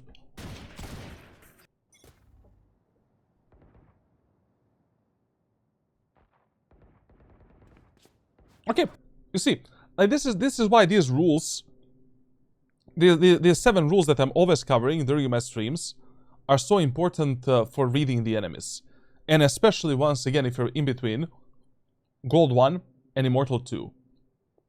Like, I was right 4 out of 6 times. You were right like 2 times in this match. It's extremely important, especially if you're playing a duelist, that you're consistently guessing where the fuck enemies are gonna go next. You're never gonna be 100% of times right, but you need to be at least 70 or 80% of times right where the enemies are gonna go next. You just have to do that. Like, you need to be the first contact, you need to control the initial fights, you need to make numbers advantage for your team, period. And you need to control the life of your teammates on that specific site and that area of the map. Because if you're not doing that, and you're just positioning however the fuck you want, or God forbid, the worst thing that can happen in this match is he plays B set like 12 rounds in a row. You're just praying to Jesus Christ that you're gonna win this match. That your teammates are gonna be good enough to win the rounds for you. You learn nothing from the retakes. Like, retakes are the only situations in Valorant where you learn nothing. Literally nothing. Like, you're already in a huge disadvantage. You need to pull out some unimaginable shit out of your anal cavity. You know, 1v5, 1v2, 1v3, 2v4, 2v5. Like, no one is even expecting you to clutch those type of rounds more than like 10 or 20% of times. You cannot put yourself so many times in that situation. Now, once again, in this specific round, we have 2 options. You either follow up the Reyna and go for a surprise double flank, or you immediately start rotating to support your teammates. Already 5 seconds ago. It's a good strategy if you play defenders and the side they are push most teammate have... What the fuck? It's a good strat... I need a... Maybe I'm dyslexic. It's a good strategy if you play defense and the site the ER push most teammates have low money to switch site with them. Vanyo, brother, like, you really need to... You use ChatGPT, bro. Like, I really don't understand, bro. And a site... rephrase. I'm gonna answer. I'm gonna be serious.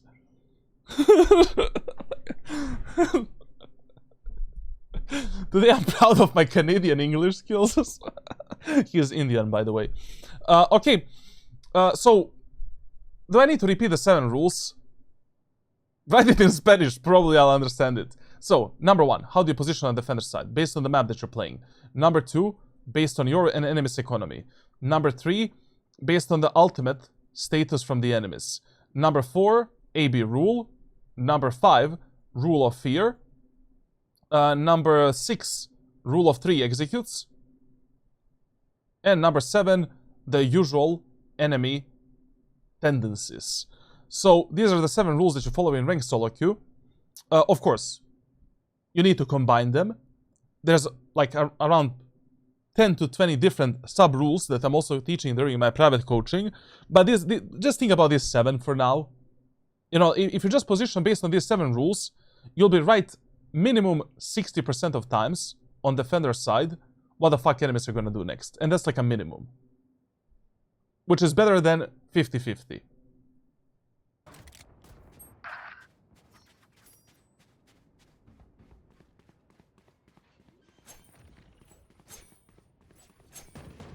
So playing for retake, for example, on Haven, if you got Killjoy ult, is smarter than fighting for site. No, listen, like, when you're fighting on the bomb site, when you're trying to, like, your job is not to stop the enemy's push. Like, very, very rarely that is your job. Your job is to make numbers advantage by abusing some strategy, utility, or a setup, abuse as many different off angles, tight positions and safe positions to get as many kills as possible, while you're slowly giving more space to the enemies and waiting for your teammates for a retake. Like, that's your job on a defender side. Your job on a defender side is never to stop the enemy's push alone. It's just impossible against 20 different abilities. Even if you have one more teammate, like, very rarely that's a possibility. Is it good if we are on the defense and the side who...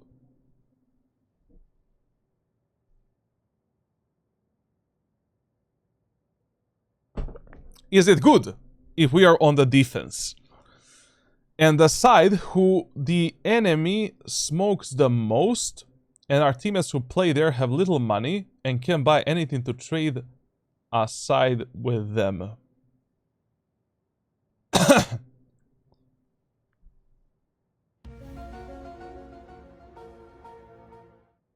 Wait. I'm thinking, chat. I'm thinking.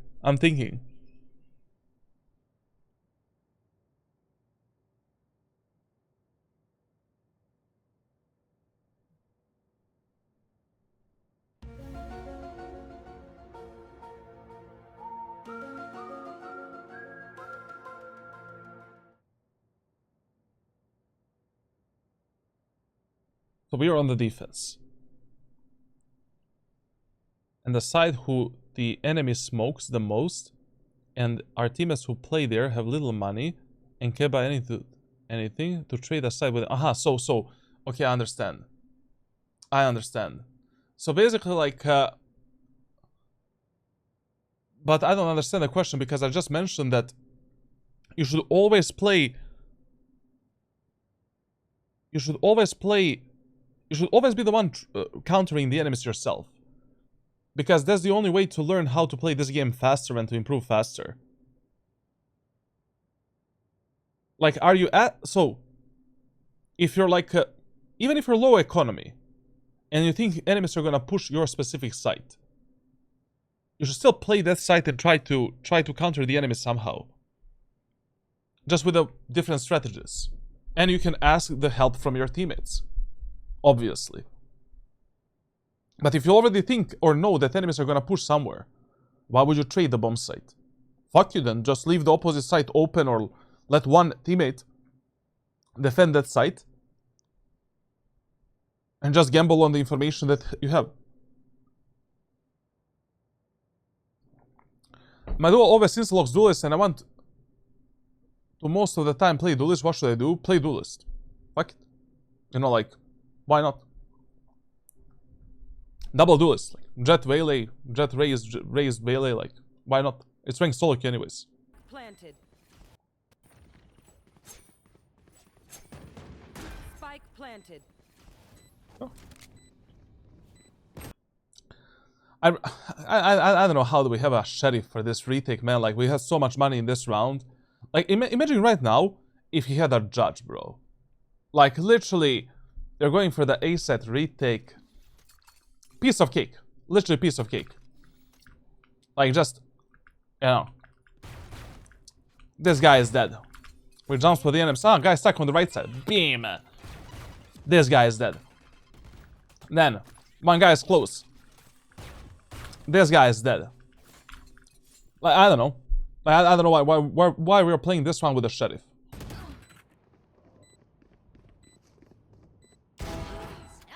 That's why.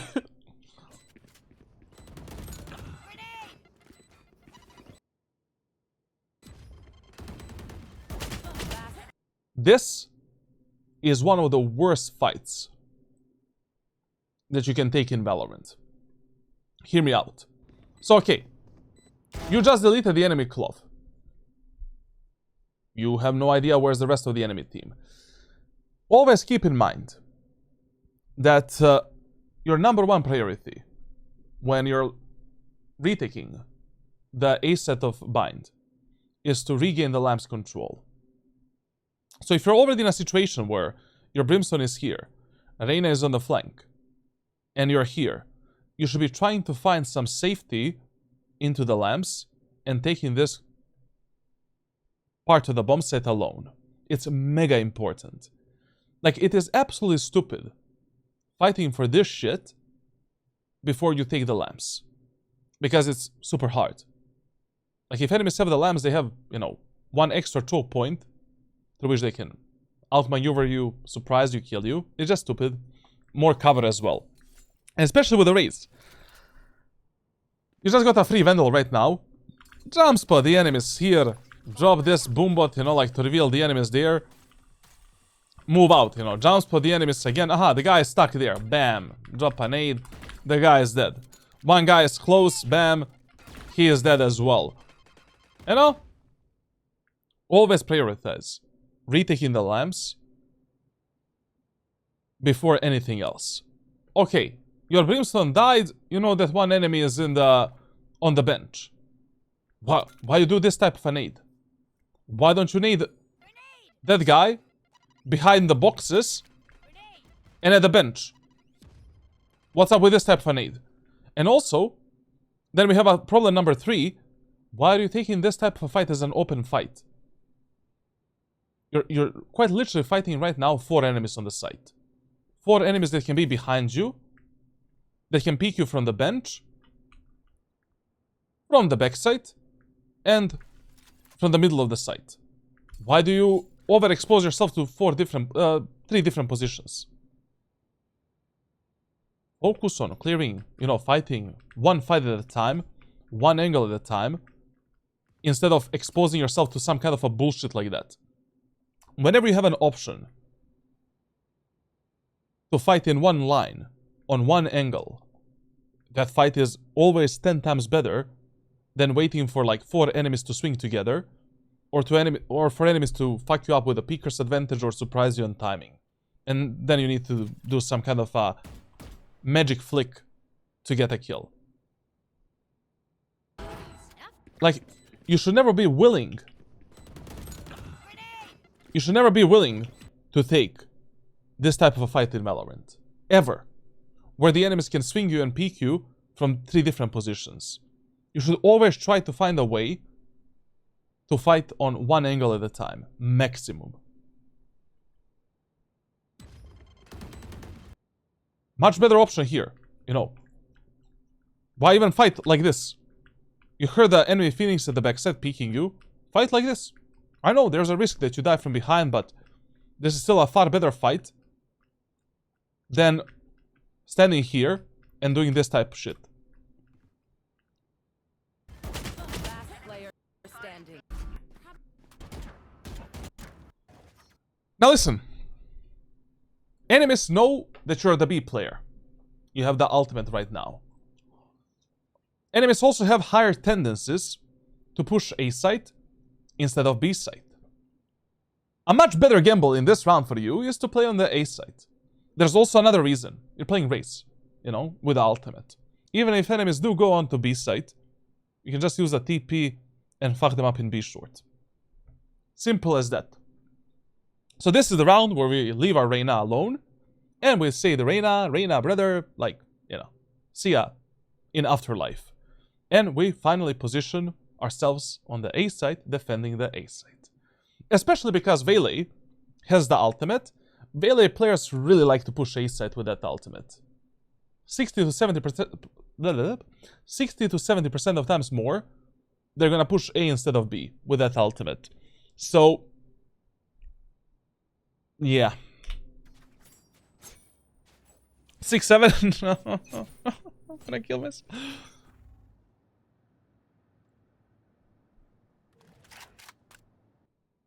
Rather, like, Vele has the ultimate. Do you really want to fight that Vele from the backside? Bro, this ultimate covers literally the whole backside, man. Like, do you really want to end up here and give all of this space for free while you also have the ultimate? Your early positioning sucks. And that's why you're having a hard time defending the bomb sites, taking the kills, and making numbers advantage. This is like zero impact gaming. You cannot complain being stuck or losing on a defender's side if this is how you play on a defender's side. And this is not a matter of confidence or some bullshit like that. It's just a matter of common sense. Especially with the Raze. As I already mentioned. Your kill zones with Raze are the zones where you can combine your boombot, satchels, and a nade to pressure the enemies, split them apart, and take free kills. So, long-range corridors and claustrophobic corridors. Such as, for an example, the entrance of window.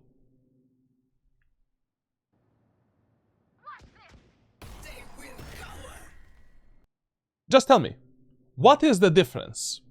What is the difference between you playing this angle as a first position, or first jump spotting the enemies here to get early information and to potentially bait out some enemy's utility, and then using this as a second position? There is no difference in terms of enemies expecting you on this location. There is no difference in terms of like your chances of getting the kill. But there's a huge difference in your teammates fucking rotating from A site to B site and potentially burning some utility from the enemies. You know, maybe when they come close in the garden, they're gonna use one extra dog, phoenix flash, something. You know, because they're gonna think that you might be on some off angle here. I don't know. Or one of your teammates.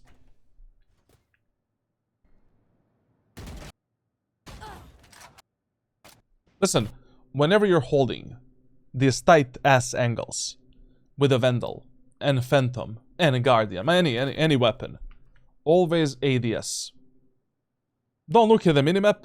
Only look at the minimap if you see some kind of a color that should not be there, or if somebody dies in your team or enemy team. You are always placing your crosshair for the highest and furthest enemy peak. So on this angle, this is the proper crosshair placement for this position. Your eyes are fully locked in, like lean a bit more, like I don't know, make out with your monitor, and look at this left side. The first pixel you see from the enemies, first yellow line. You go for one tap, one burst fire, and you reposition. Your scores in aim labs are amazing for a diamond player. But as I already mentioned, like, Valorant is more a game of good crosshair placement, positioning, movement, and flicking and reaction time, rather than some tracking that you're doing.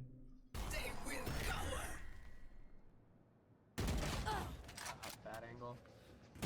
No, that angle is a good angle. Just you don't have a, you know, you still didn't develop a reaction time for it, which is totally fine.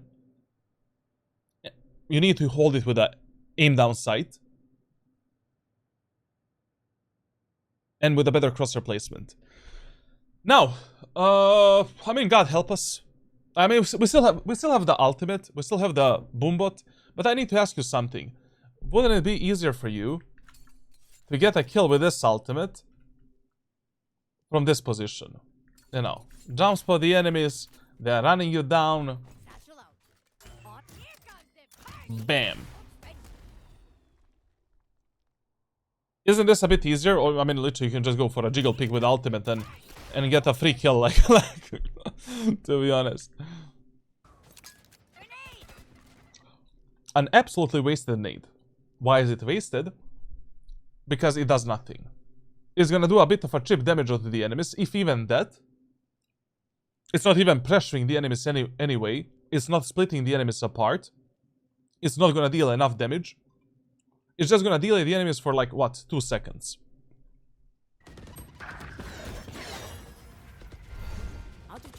And not to mention that, you know, once again, like, neither do we have a long control and information in long, but also we don't have the control of window. Like, I mean, Cypher, enemy Cypher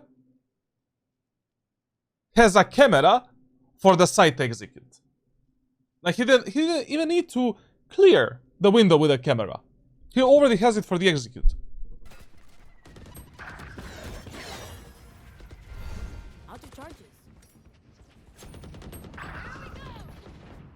So, what would be an example of, let's say, good positioning and repositioning in this round. Okay, let's start in the long for an example.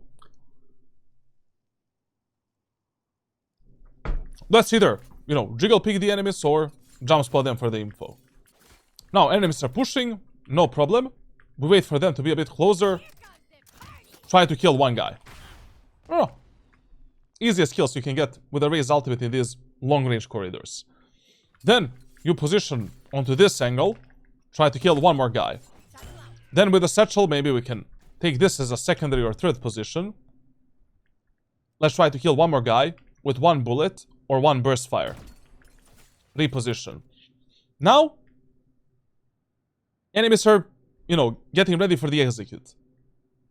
We drop this nade when the Valet dashes in. Why? So that we can fully isolate the Valet without her team even being able to scale out through this smoke. We kill the Valet, we save the Reyna. Potential 3 kills in the pocket. Before you end up in some kind of a passive position like this. But is the Feather Style playbook already done or not yet? Tomorrow defense.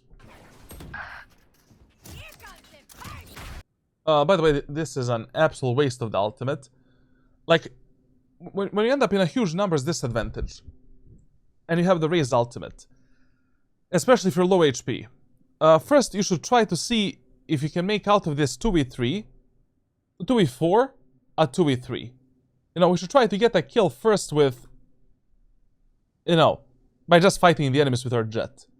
And then we use the ultimate to make out of that 2v3 a 2v2. Because even this kill on the Cypher means absolutely nothing right now. Only God knows with 61 HP if we'll have a chance. It will have a chance to, like,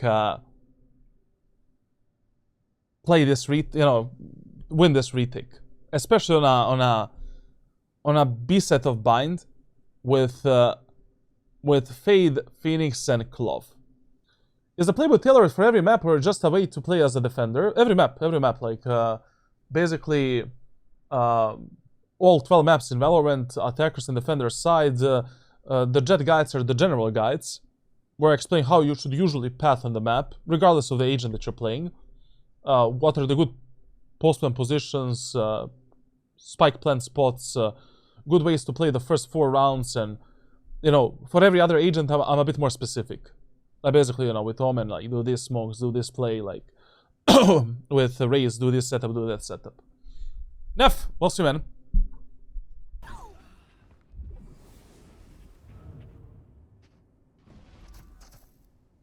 Last player standing. Dude, I thought Jet was fucking elbow for some reason. Oh my.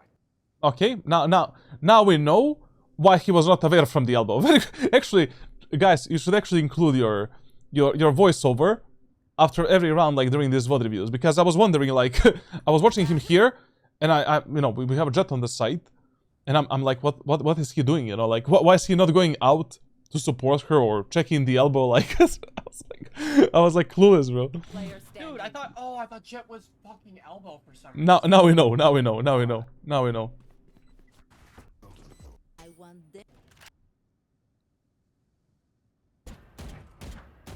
Now, but CHARLATAN, you were wrong at the start of the last round, you know. You thought that the enemies are gonna go A. As I already mentioned, if you have the Raze ultimate, and you think a bit better gamble is to go A, play A side. I mean, like, you can just use the ultimate through the fucking TP and get, like, 1, 2, 3 free kills. Nothing is, you know, literally, it's a safe gamble. Now, in this round, we should definitely play on the A set again, because enemies started going A, B, C, D, E, F, G. Every round they're doing something different.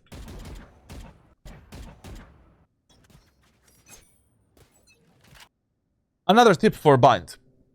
Whenever you have a teammate starting in window and you're defending the B site, start with that teammate together in the window.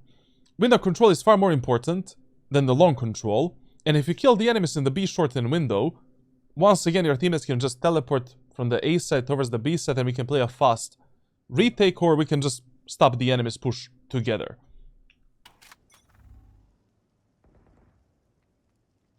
Instant rotation. I don't know why you're even checking this this belong right now. Like, you literally saw on the minimap at the start. Fade dog number 1. Dog number 2. Okay, that's dog number 1. Just go. Just go. Listen.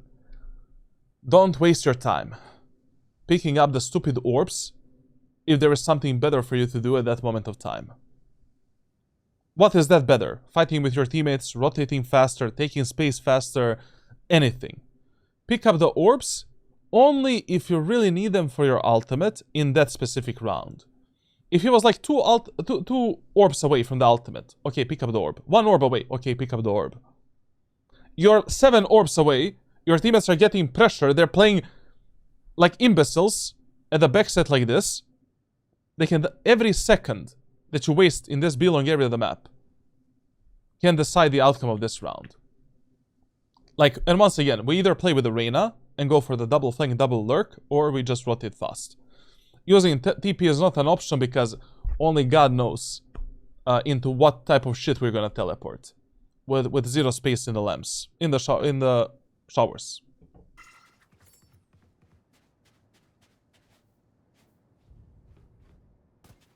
You need to be faster on the rotations, man. Much faster, bro. Spike planted. You're not playing a VCT match. He's just rotating. But thank you for reminding me.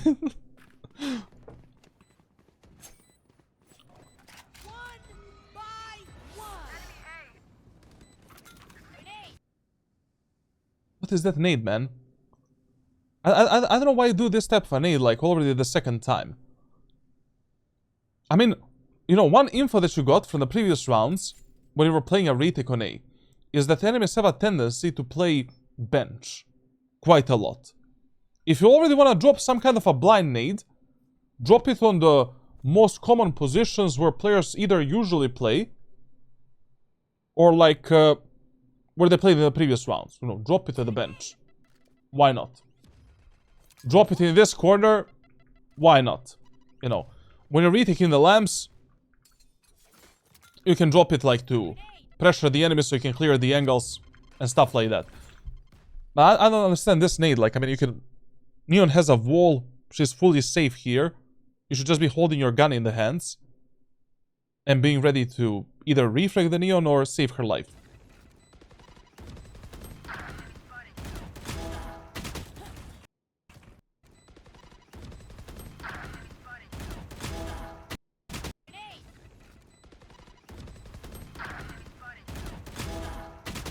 Okay. Okay.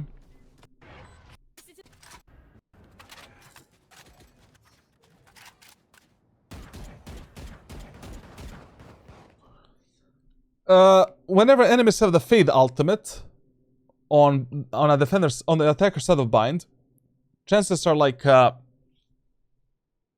around 80% that like enemies are gonna go onto the B site. So yes, good job that you're defending B for the 9th round in a row. Much better music selection today compared to other days, Pepito. It's literally the same music. I don't know what are we talking about. It's the same playlist. Guys, chat, is the music annoying you? Because I literally don't hear the music. It's just there for you. Like, maybe I should just fully remove it, but then these VOD reviews will be boring, I guess, like in the times when I don't speak.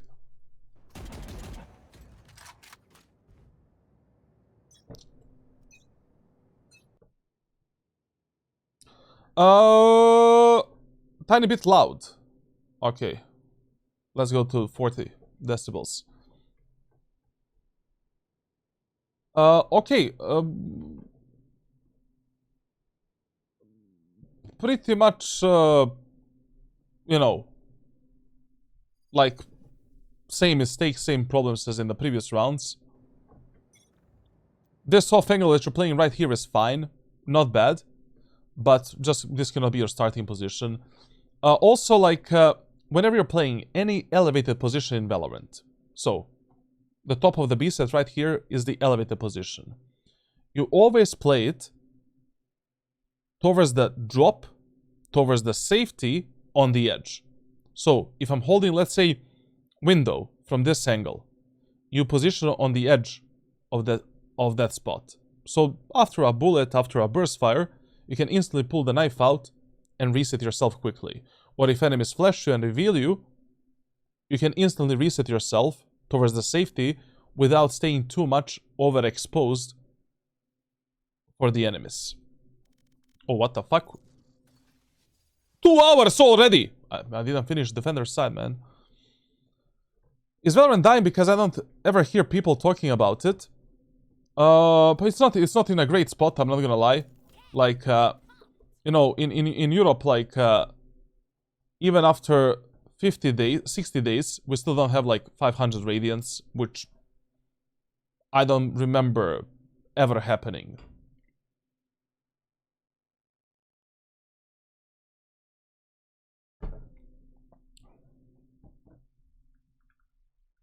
Along the way, but hey, a win's a win. My ult's ready. 30 seconds. So basically, you know, you wanna play this position, you play it like this. You wanna play this position, you just hold this angle, you know. What are your thoughts about the Valorant World Cup? They need to sign me as a coach for my team. I'm just kidding. I know nothing about team coaching, but it will be fun.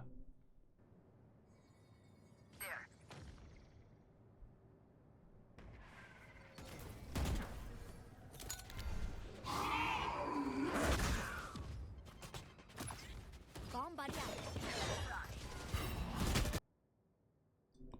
Both of the abilities that you used, absolutely wasted. So sorry to break it to you. Like, so we should have dropped this nade when the enemy Valet dashed in. So enemy Valet dashed in, we drop this nade. Now we engage that Valet in a 1v1. Satchel, bam, easy kill. Boombot onto Valet, easy kill. I need to ask you one thing. Like, what is the point of this Boombot? Bomb buddy out. Enemies are anyways gonna destroy it. It's too long of a range for Boombot to reach anyone and to pressure anyone. Number two, you already know that there's at least one enemy in the garden. So it's really not gonna give you any new information. You know? Like when you're defending the bomb sites, you should mainly use the Boombot to pressure the enemies once you get in these medium range and close range fights. So for an example, pressuring this Valet to shoot towards the Boombot as you're swinging out. And we use it as an information tool when everything is silent and we don't know where are the enemies actually. I don't know, like, we didn't get any info about the enemies for the last, like, 1 minute. Okay, we can drop a Boombot like this.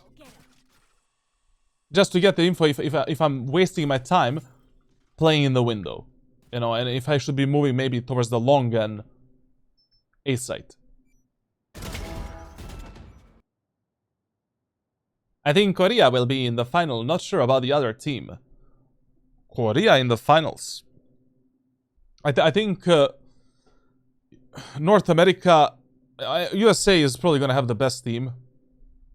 I'm not gonna lie. Probably. And Korea as well. China as well. China, Korea, USA will probably have the best teams in that World Cup. Probably. Russia as well. Russia and Turkey as well. Like, yeah, Russia and Turkey. Like, UK, UK that don't, you know, doesn't have that much of a talent like as other countries in Valorant. Like Russia is stacked, bro. Russia and Turkey are literally just fucking stacked. To be honest, you can pick like they can pick like 30 players. Feel like Dirk and Yampi, but who else? Who are the other 3 players?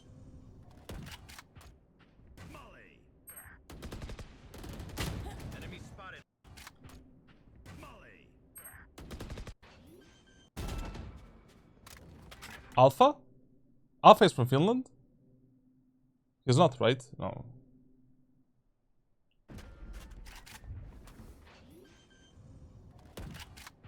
He's Turkish, yeah, he's Turkish. Like.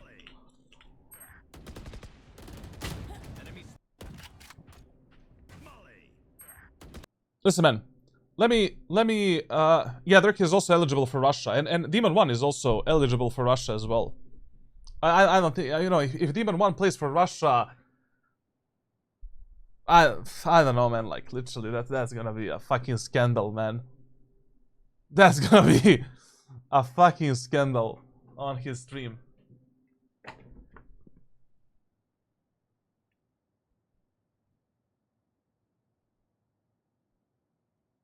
But to be honest, like, if I was Demon 1 and I don't get picked by USA, I would just be like, fuck you guys. Like, fuck you. Like, I would just be like, Russian flag all over me.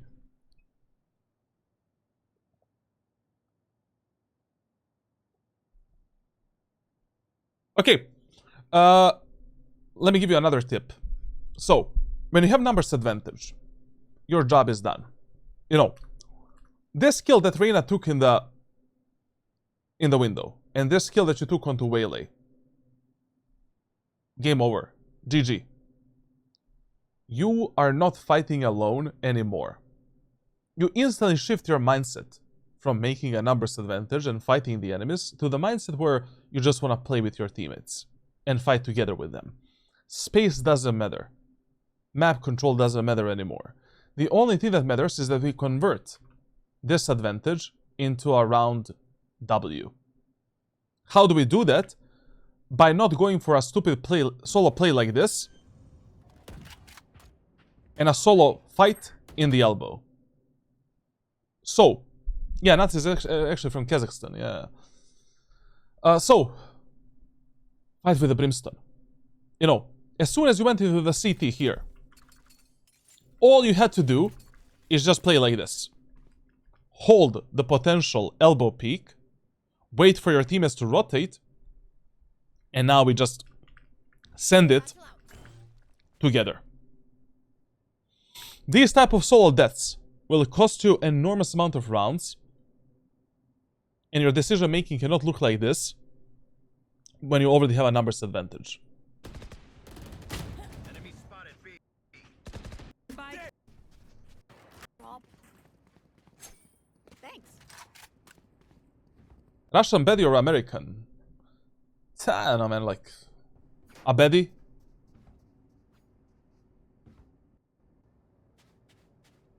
Now, you know, even though Fate has the ultimate, we just fucked up the enemy's execute on B site. Enemies are going A, B, C, D, E, F, G for the last like 5 or 6 rounds. So we play on A in the next round. How many rounds are you willing to lose on A site before you start countering the enemies yourself? That is the question that you need to ask yourself. Personally, not more than 2. You know, maybe for 2 rounds I would trust my teammates, but over that number, definitely not. Also, whenever you're playing B site and you notice that your teammate wants to go for a window B short peek, support that teammate. Especially if you're gonna start this passively, you know?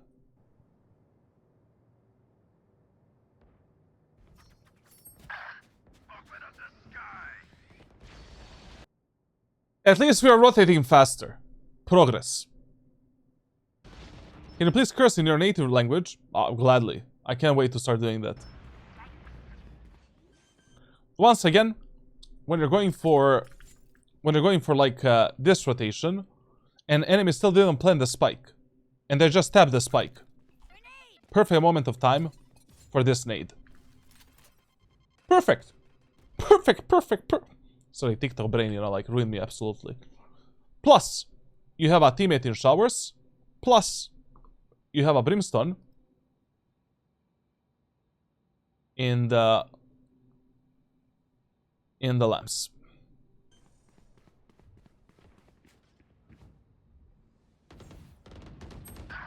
Spike.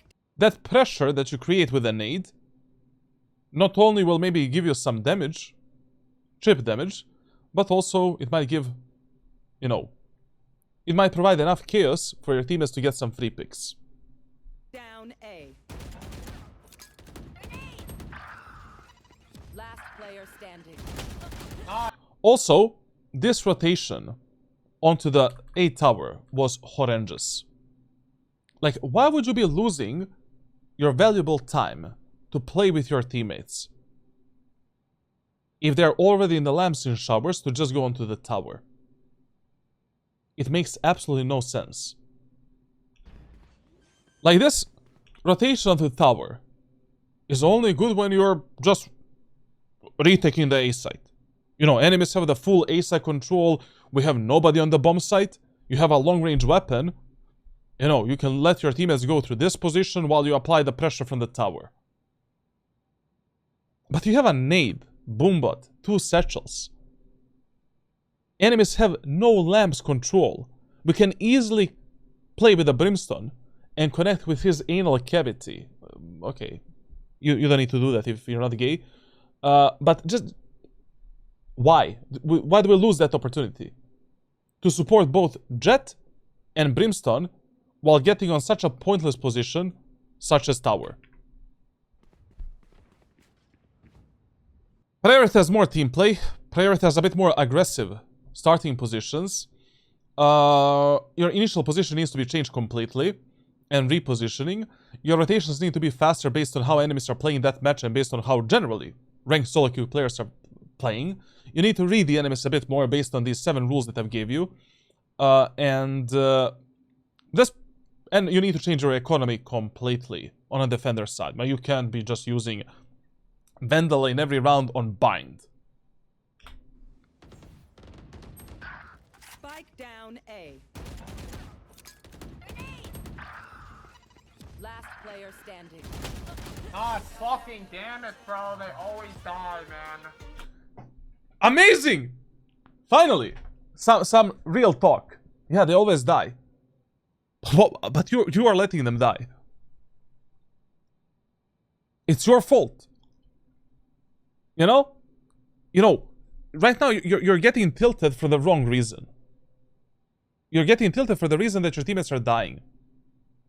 You should be getting tilted for a reason of you not being able to refrag them. Because they're playing super passively. They're like, you know. Anyways, they're not fighting the enemies proactively. You can support every single one of these teammates. And you had a chance to do that for like 10 rounds in a row. That's why you should be mad.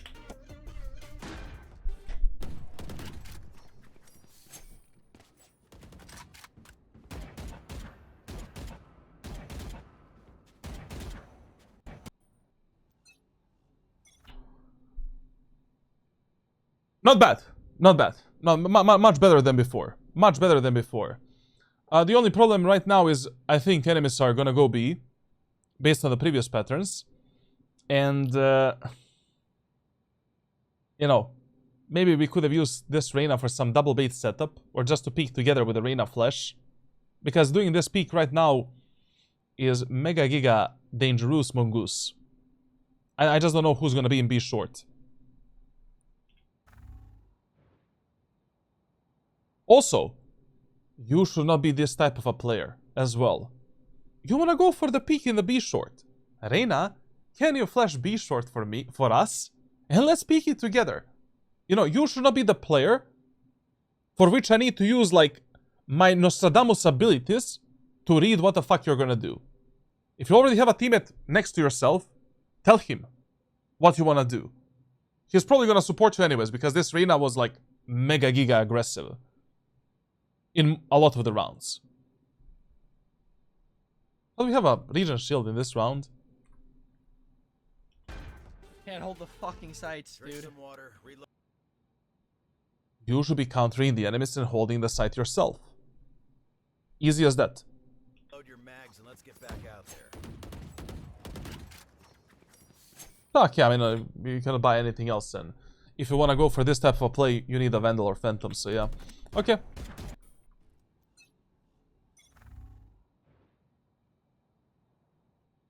Listen, when you're peeking this B-short area of the map, usually the best idea is to first jiggle peek the initial contact on the left side, basically this, and then go for a bit wider swing. Like, it's just a bit dangerous, pre-assuming that none of the enemies can be here. You know, because literally the barrier is like this.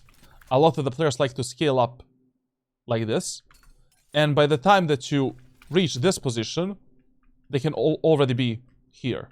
And then, you know, you just swing out together with your teammate.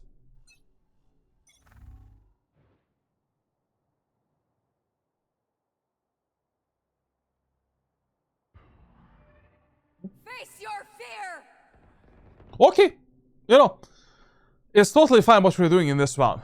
Better, you know, better than before. Better than before, if nothing else. Just when you're going for these double flanks and double lurks in ranked solo queue, I would always recommend you bait the shit out of this guy. Fuck it. You know, let him run first, let him, you know, get the first contact, and you play as a joker.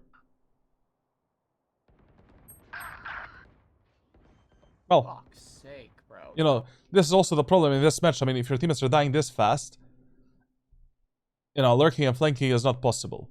It's all in this type of matches, like where your teammates die like this on the bomb sites. Knife in the hands. Rotate ASAP. Oh, kills, dude. Spike planted. You should not have made a single footstep here. Anyways, you're at 2v5.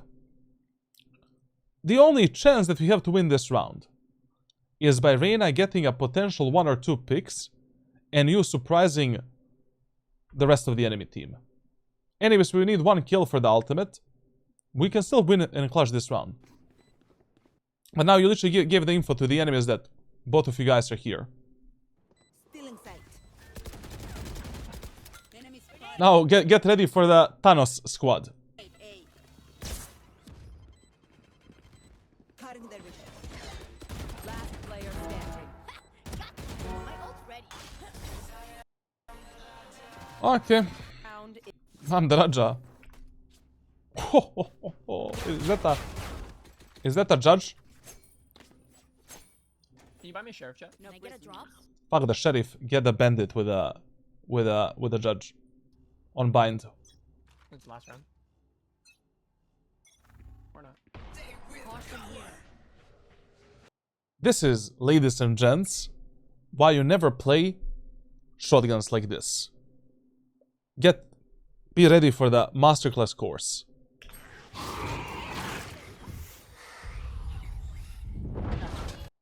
You never do this shit. Never. Hear me out. So, you wanna play in any area of the map alone with a shotgun. Any area of the map. You cannot be playing passively and holding an angle like this. The only exception, there are a few exceptions, such as Haven A short and Haven Garage. But in 90% of these type of angles, you always first hold the angle in a safe way with a pistol, baiting the enemies to think that you only have a pistol. And once again, baiting out the enemy's utility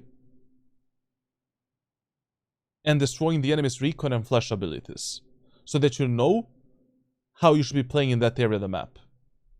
Once we destroy that utility, then we can get on an angle like this, mowing down the enemies and surprising them with a shotgun. And then we can also get the info to use a much faster ultimate to delete the whole enemy team.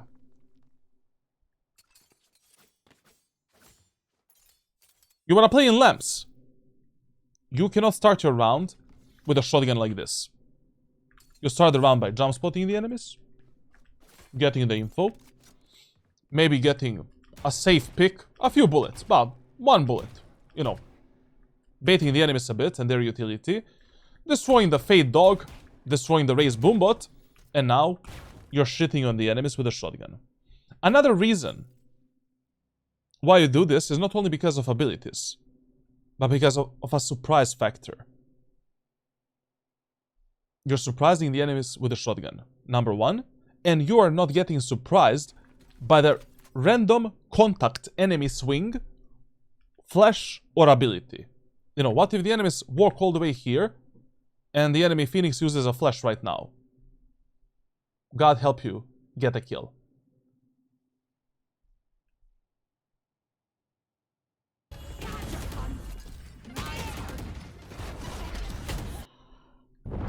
Pulling out an 8 here was crazy.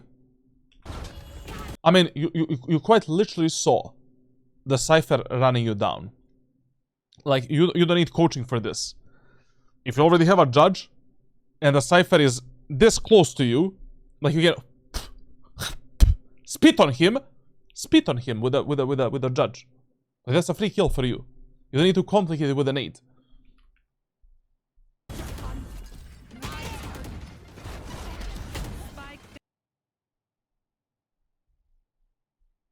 At least we saw something different. You know, at least we saw something different, which is... So, basically, he is willing to lose around 10 rounds in a row before we adapt and we try to use different playstyles. Not good. You know, like, you're willing to lose like 2 or 3 rounds trying the same shit, but more than that is just stupid. So, on a defender side, let's talk about it. You need to completely change your initial positioning. It's just way too passive.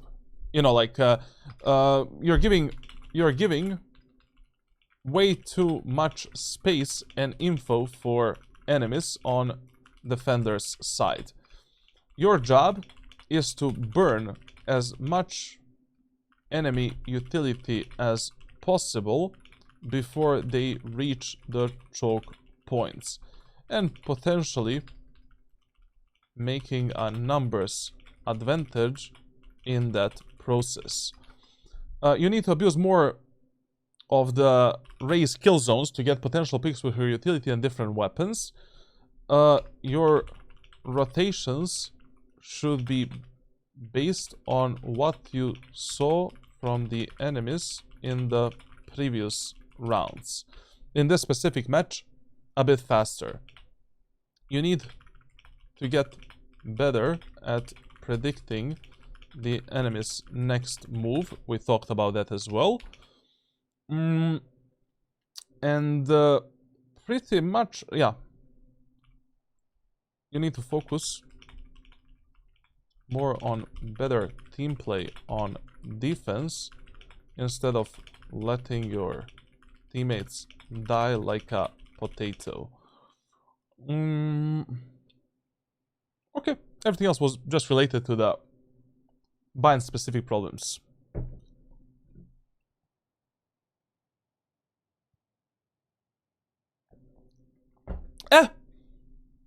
Let's see how our friend is now gonna play on the attacker side.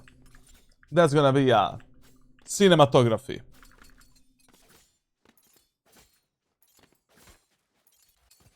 I think he feared because of 3 bullets and the reload time. Brother, you need 1 bullet. Like, you need 1 bullet to get this kill here. Literally 1 bullet. Of the judge. How many kills he got at the end of this half?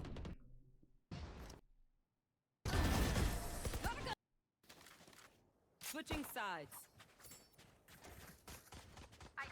9. Okay, 9 kills.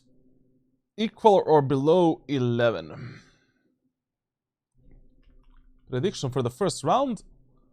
Do they win the first round? 1 minute. Done. Okay. Okay. Now, attacker side of bind. Your default bombs are number 1 priority. B site. Number 2 priority A site. But generally, you know, what you do, how you push, and, you know, what you prioritize completely depends on the team compositions and economy. So, on bind, like, if enemies have 0 hardcore sentinels, 3 rounds in a row, do a 5-man push on B, and then in a 4th round, you can change the pattern. Like, basically, fake B go A or fake A go B. The best idea would be to do a 4-man fake through B long, send one teammate here, and basically once you fake the B side, you just do a TP and go A, for an example. Now, if enemies have like 1 or more hardcore sentinels, in the first round, always do a 5-man push through the A short onto the A site. Hey, Brimstone, can you please give me this smoke and this smoke right here? And your job is to fight for the lamps and the front site right here. Now, whenever enemies are eco halber bonus, 5-man push through B long. Brimstone, can you smoke this and this? And we fight for the bomb site and elbow. That's it. Whenever you're playing some kind of an eco halber round, you're mainly searching for the kills in the window and in the A short area of the map. In all of the full buy rounds and generally throughout your gameplay, you should mainly prioritize yourself on B long and A short executes, and that's it. Now, in the first 5 to 7 rounds on the attacker side of bind, prioritize the 5-man executes, just playing together with the team. Fuck the flanking, lurking, defaulting, God forbid, in ranked solo queue. Like, try to organize your team somehow. Hey guys, let's do this, let's do that. Any plan is better than allowing your teammates to default early on the attacker side of bind. With the Raze, you know, if you're pushing A site, in the first round, classic light shield 2 satchels, your job is very simple.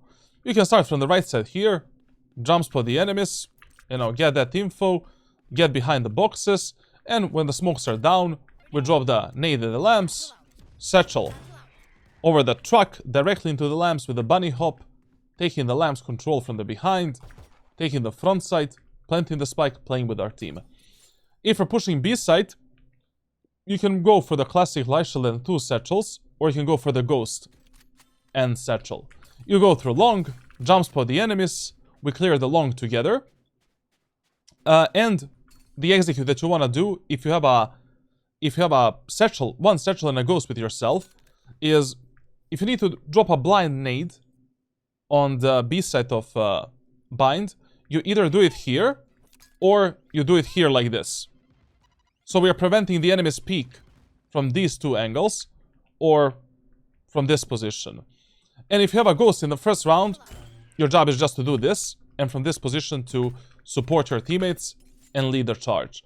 If you get a classic light shield and 2 satchels, you drop a nade always for this position, 2 satchels into this spot, clearing this angle, these initial angles, and then together with your teammates, you're taking the bomb site control and clearing the site.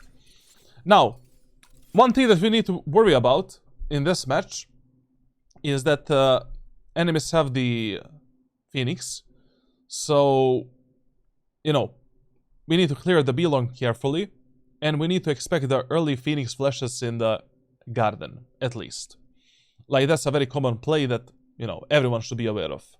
Everything else, you know, what's really bad against this team comp is prioritizing the B short area of the map. Like, the problem is, like, they have a medal, they have a Fade Seize, Phoenix Molotov. They're probably gonna bombard you right here. And you should expect some early bombardment from the enemies in the A short area of the map because of, you know, Clove, Phoenix, and Fade. Thanks God they don't have a Raze, but yeah. So yeah, let's see what we do here. Already a bad start. You should always pick up the spike and instantly tell your teammates, hey guys, let's do this. 5-man push A short, or, you know, in this specific match, 5-man push A short. And, you know, yes, you're, with a duelist, you're not gonna send a spike onto the bomb site, obviously. But just, you know, you're gonna reach this position. In this position, you're gonna drop the spike when you're ready for the execute, and then go in. We're just using the spike as a mental tool to persuade our teammates to follow us.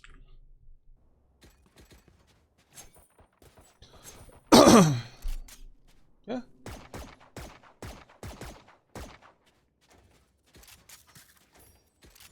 Okay. We fight to win. Let's see how this is gonna go. I'm out of here. Shocking. There. Enemy spotted. A. You lost a lot of space here to play with your allies. So, your teammates are running it down. Like this, Reyna and Jet. Go. Run. Run, run, run, run, run, run, run. Enemy Run, run, run. Go, go, go. Go, go, go, go, go, go. I'm out of here.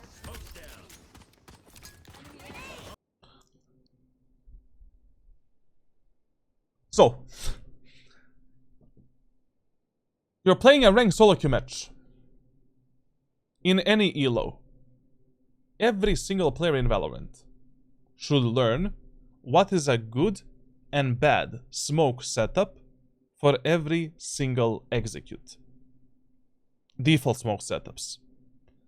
You're playing Raze. I don't give a shit that you're playing Raze. You need to... That's why I made Omen Playbook, because Omen Playbook explains all of this as well. You need controller role, the most impactful and important role in Valorant. In terms of role, like team play. You need to tell your Brimstone what type of a smoke setup do you need for this specific execute.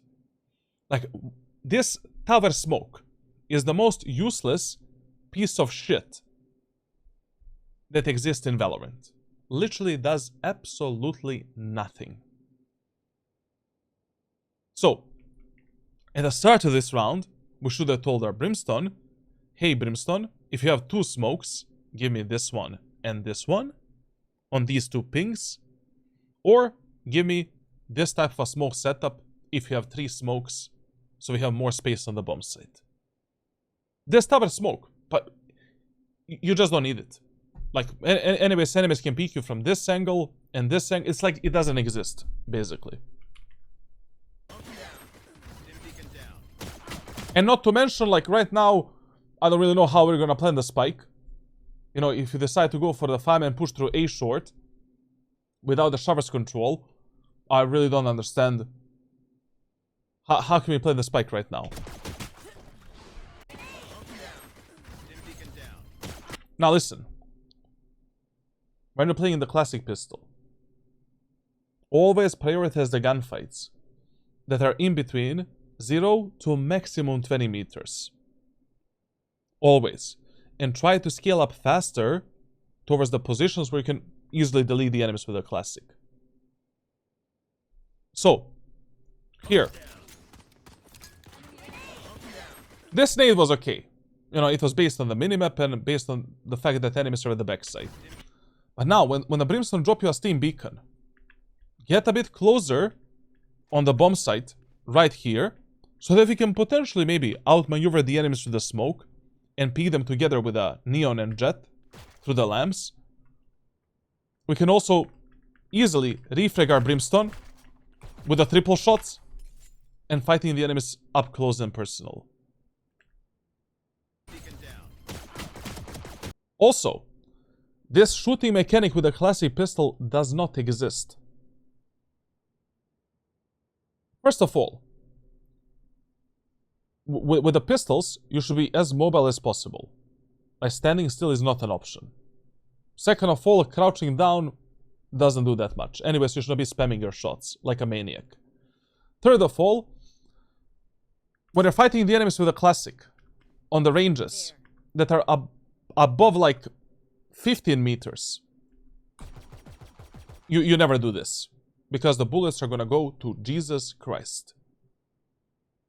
You need to bam, bam, bam, bam, bam, bam, bam, bam, bam. 2 shots, strafe. 2 shots, strafe. 2 shots, strafe. Or focus on hitting 2 precise headshots. Like, this is not how you use the classic pistol, and you can never use a classic like this.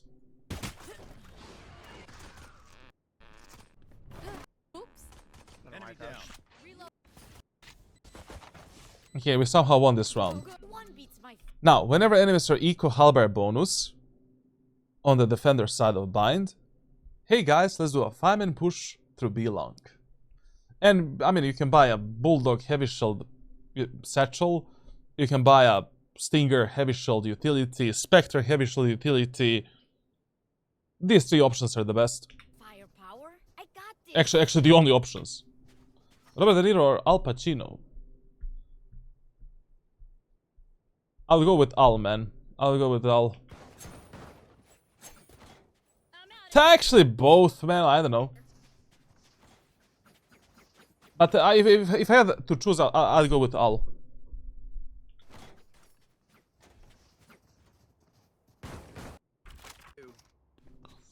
Probably the worst shit that we can do in this anti-eco round is doing a push through window. Your teammates are literally going through a death sentence area of the map against the shotguns.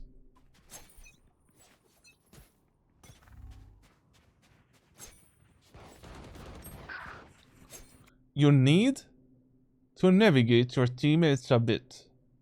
Even if you're feeling down, take the spike and tell them where to go. At least in the first 4 rounds on the attacker's side. As far as I'm concerned, you don't need to speak for the rest of the match. But just the first 4 rounds, where we have some rules set in stone and some predictions, try it out. Also, if you never try to navigate your teammates, how do you know that they're not gonna listen to you? Chances are 50-50. You know, I'll take those chances, like, rather than 0. Also, what I want to mention here, like, if your imbecile teammates want to send it through the window in this eco round, get a judge, get a heavy shield, and just go through the B short together with them. And clear the window and the B side with a judge. And some aggressive play.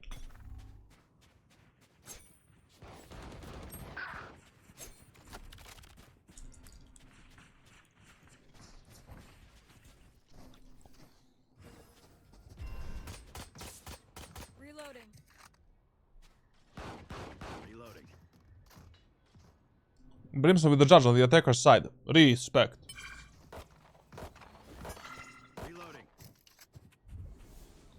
Double is for the Brimstone, man. Gotta go.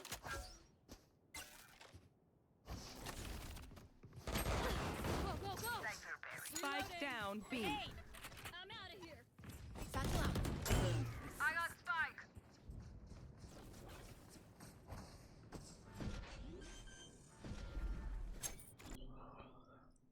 Pretty clusterfuck of a round, I'm not gonna lie. Like, so, first mistake, not playing with the teammates in the B short. Second mistake, we should have sent it here, onto the B side. We don't have any recon abilities, we don't have any abilities for the flanks and lurks. Like, every single minute, every single second that we waste in the garden and window right now, gives enemies more chances to make a sandwich out of us. We had to go for a play here. We had to tell our Brimstone, just smoke the, you know, CT, smoke the elbow. Let's go with the nade and satchels. Mistake number 3. When you're fighting in these long ranges and medium ranges with the Bulldog, always ADS. Mistake number 4. You're not ready to go out together with the Reyna, but you were removing the pin anyway, so whatever. This satchel was fine. And the final mistake that we're making here, you should have cleared, like, once you took the bomb set here, the next job of you and Reyna should have been clearing the elbow and CT. Just to remove all of the possible angles where the enemies might be at that moment of time. And just to fully lock them in into the CT area of the map. And then we can easily focus on window and long. On B long as well. But okay, you know, here you heard that both enemies are teleported. So yeah, we can just hold the window. How you're holding the window is absolutely horrendous. Like, always, when you're playing these elevated positions, play towards the edge, towards the safety. And that should be a habit of yours on every single position like this. Bam. There. Absolutely no reason to commit yourself into a stupid 1 versus 2 fight. When you have a Bulldog full HP and 2 teammates alive. It's okay to take a short fight. It's okay to take, you know, a fight like this. 1 burst fire. To potentially get a pick. But staying here and fighting like this, absolute nonsense. What are you? Why are we not fighting that? I don't. The question is, why are you fighting that when you don't have to? And why are you not using your teammates as a refrag tool to close out this round in the easiest way possible? Like, this fight here was just an option. It was not a mandatory thing. You know, even this fight was like, whatever. We don't need to take it. We can just wait for Reyna and Neon to take the first contacts. You just play here, and you're ready to, bam, refrag them and close out this round yourself. Kills don't matter in Valorant. The only thing that matters is who the fuck won that match, and who the fuck won that round. Understand. Last player Get standing. better guns, bro. Please, please, please, please, please. Oh, Lords of Valorant. Give the strength to this Neon. One enemy remaining. Watch out! I'm out of here. Okay. Thank you. Thank you, Lords of Valorant. Okay, you know, already in this first two, like, the first 4 rounds in Valorant are called the learning rounds. Those are the rounds where you need to learn as much as possible about the enemies, you know, like, how are they playing, which positions they're abusing, and, you know, what type of setups. So we know for a fact Cypher is the B player. We know for a fact that Phoenix is the B player as well. We know for a fact that Vayley, Clove, and Fade are the A players. So with that knowledge, it literally doesn't matter what you do in the next round. We can go both B and A, you know, especially because, you know, now we're playing a bonus round, and you should be playing with some kind of a shotgun, shoving it into the enemy's face. But the best idea right now would be a 5-man push through A short again. Simply, literally repeating the play from the first round. Okay, it's a bonus round, Bucky, Heavy Shield, 2 satchels. We start from the right side. Once again, jump spot the enemies. Brimstone, please give me a smoke here, and give me a smoke there. We pressure the enemies with a nade to not pick us from the A short. From the lamps, we do the satchels. Okay, these satchels are horrible. You don't do it like that. You want to fly directly into the lamps with a bunny hop. You kill this guy for free. Take the frontside control, and that's it. And then through the brimstone smokes, you can just try to scoot in and maybe trade yourself for 1 or 2 kills. When I do tracker reviews, first I always finish all of the VOD reviews, and then I do tracker reviews. So from tomorrow. I do 1 tracker review per day, so yeah.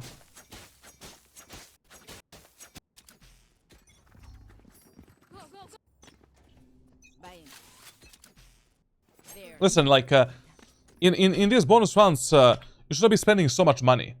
You know? Like, if you want to buy a Bucky in this round, you should be buying a Bucky, Light Shield, and 2 satchels. And that's it. We don't need a Boombot. We don't need a Heavy Shield. Bang. Because in the next round, if you're not going to play with a Judge, we're not going to have money for Vandal and Phantom with a Heavy Shield. Satchel out.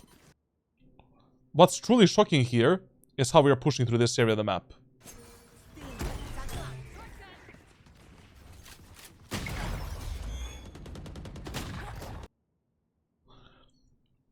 Please do the play that I've just explained right now. It is 10 times better play than going straight into the lamps like this. 10 times better play. And even if you have the shotguns with the Raze, when you reach this position with the satchels, you should always use your Boombot to clear the deep lamps. Like this. 2 reasons. Number 1, the player that is already holding with the shotgun here is in a much higher advantage than you. He can easily delete you. Reason number 2, you just want to push a potential enemy that is playing this angle behind this cover so that you have time to, you know, actually scoot in and close the gap with that enemy.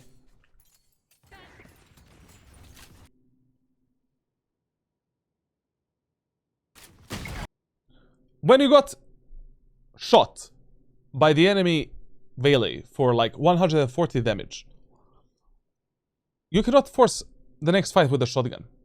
You know, both you and the Vele have a Bucky. No, like, you need to have some insane reaction timing to take that kill. And Vele needs to be super bad with a Bucky and aiming to miss the bullet on you. You have a Boombot, you have a nade. Force out this Vele out of the lamps with a Boombot. Or, when she teleported, use an... Oh yeah, don't do that. Like, use some kind of an improvised nade to pressure her and make her fall back.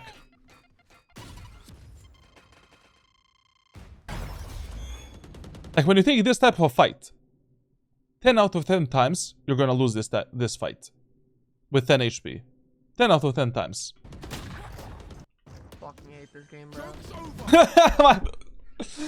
My dude is, like, having a mental breakdown during this game.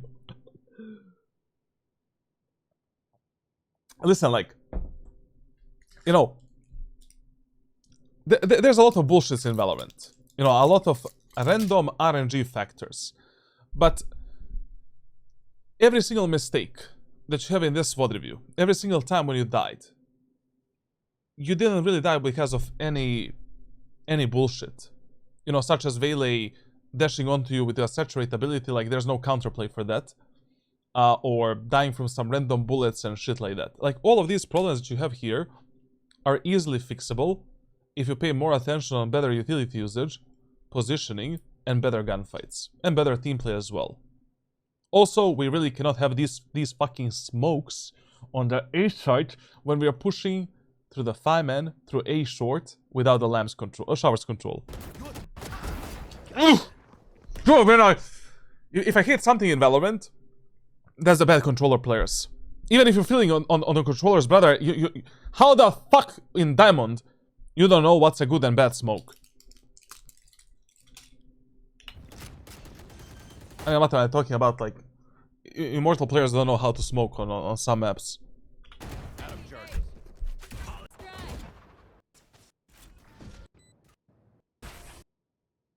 Okay.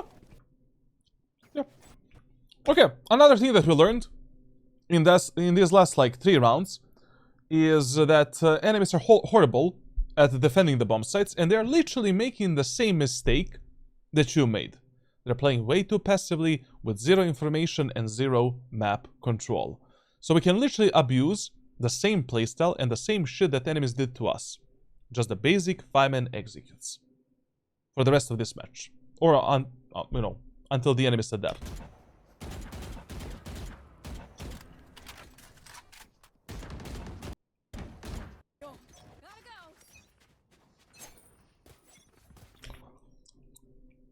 Give some plans to your team. Pick up the spike at the start of the round. Tell your teammates where to go, what to do. Any plan is better than no plans at all. I'm not forcing you to be boaster. I'm not forcing you to speak with these subhumans. You don't need to put yourself on that level. Like, anyways, you should be behaving towards your teammates and enemies like 9 artificial bots. AI. Essentially. But you need to navigate them a bit. When we already know what's working, how the enemies are playing, and, you know, anyways, we have, like, literally 4 duelists in a team. What better way to play this match than let's just force the 5-man executes. And also, your teammates are really passionate as well. You know, they're just running it down. So like, you know, it's pretty good. It's pretty good. What deal is this for? Diamond 1. Diamond 1. I mean, let me tell you something. I would rather have a bad aggressive teammates rather than bad passive teammates. At least bad aggressive teammates you can refrag and you can play around with them. when you have bad passive teammates, that means that you need to consistently make some plays with a, you know, minimal amount of utility that you have.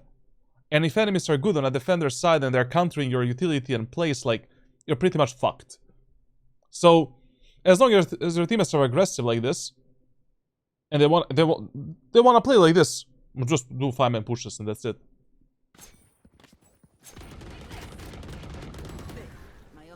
Also, because this was a second eco round for the enemies, the best call that you could have given to your teammates is, hey guys, let's do a 5-man push through B long, and let's smoke this, and let's fight for the elbow and the bomb site. The whole strategy is covered in my ranked playbook on Discord server. You have the access to the playbook, so you can watch it in depth later. With a movement agent, you should always be taking space with the movement abilities. You know? So, there should never be a single moment of time where you, with a Raze, spend 1 millisecond of your time in the choke point like this, if you already have 1 or 2 satchels. Never. Why would I risk some random spam, some random bullet in my head through the smoke, or some bullshit like that, when I can take some initial safe space and unlock the angles for my teammates? Like, basically, the core job of a duelist in ranked solo queue is not really taking the kills on the attack. Your job is unlocking the angles and applying the pressure. Like, if all 5 of you go through this position, I mean, it's quite easy for the enemies to kill you, mow you down, and just hyper-focus on these fights. But, if you simply, you know, drop a nade here, do this satchel, and unlock this angle for your team, now these enemies, you know, have another threat and another layer of pressure that they need to worry about. On top of that, if you use a boombot to pressure the lamps as well and get this information, your job is over. Now you just wait for your teammates to start moving in, and we start taking the fights together with them. Down A. You wanna avoid this, and this unnecessary danger. Why would you be there? Do you know NRG William? Yeah, I know the guy.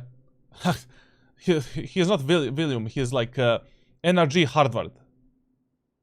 Because I 1v1 him and won 7 out of 17 rounds, and I'm bronze 1.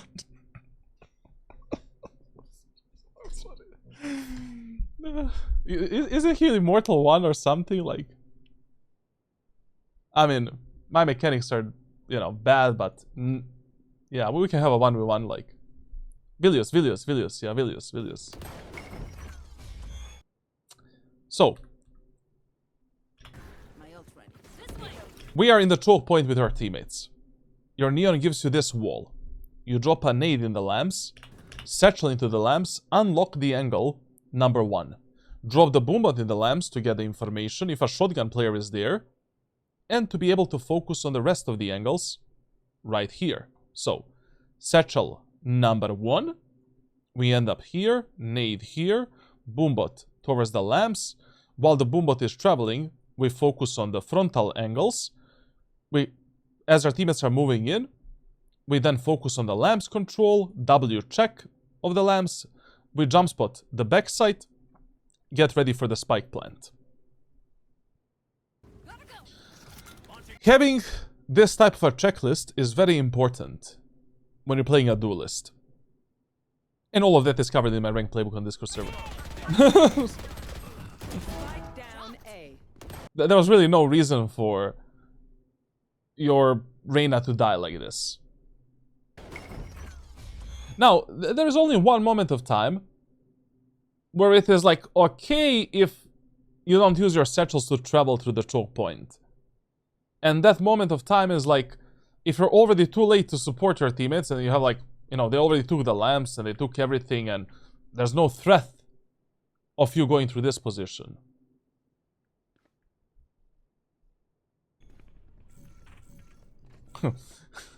Game Magician is a challenger to Shadow Dread Gaming, man. Like, new challenger approaches. But why do you want him, man? You should want like Vilius, not him.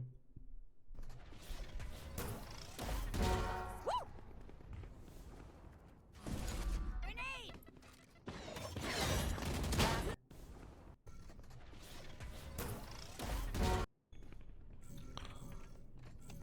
Now, here we see another. Okay, never mind. Like you couldn't know. Like you couldn't really know. Like if this was a Cypher or Phoenix. So I'm not even gonna mention it.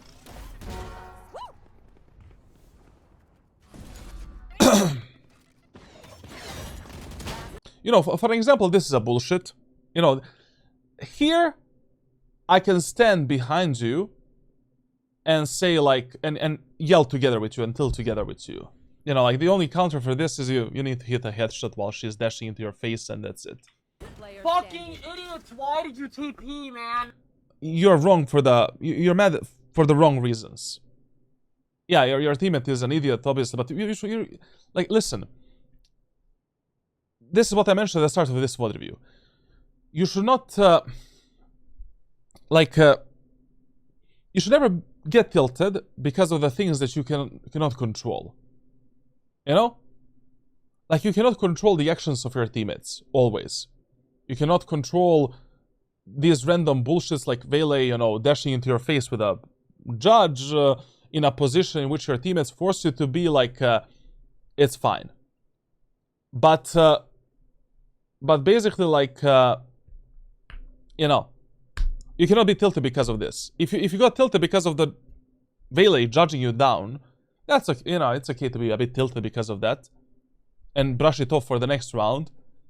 But being tilted because you're random Jet that maybe bought her account TP'd while you were taking a site, you should expect that type of shit. Literally, you should expect it. If you didn't, already tell your Jet, please plant the spike. If you didn't micro-correct your Jet and give her some instructions. Like, basically, literally, the best way to behave towards your teammates is like AI. But a really dumb AI. Like, not ChatGPT, like, that's Radiant level. But really dumb, like, you know, basic level, like, software in progress, like, essentially, with zero information. And if you're not feeding that software with proper prompt and input, like, you're gonna be getting these type of shits, like, quite a lot. 30 seconds. Maybe she clutches. Never mind. Planted. My ult's ready. She's willing to die for the spike plant at 28 seconds. Respect.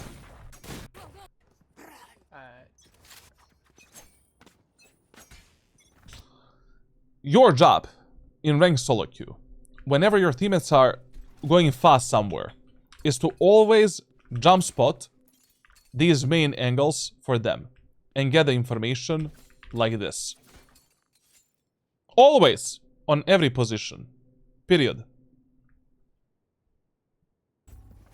Because they won't do it. Very good. Oh, a free gun.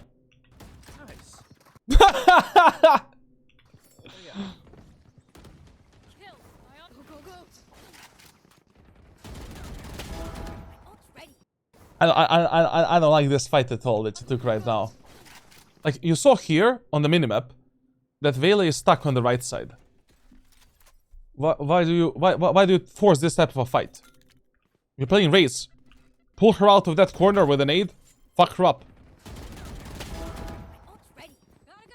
But okay, in Valorant, you know, every 50-50 fight that you take together with your teammates is not a 50-50 fight, and if you die during that fight, I guess, like, it's fine. We played on a refrag at least. In Veil Assault, are your abilities also slowed? Yes, yes. The dash as well, and everything, practically, is slowed down a bit. I think the just dash ability is cut in half, like 50%. Same as if she's stunned.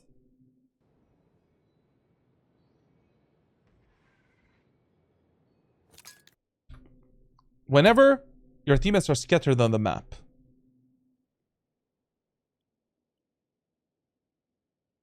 and we made a numbers advantage, 4v3, or you end up 3v3, your next highest priority is to regroup all three of you guys towards some main area of the map, and we just do a 3-man execute somewhere. Right now, it doesn't matter where that should be. It can be A short, it can be B long, it really doesn't matter.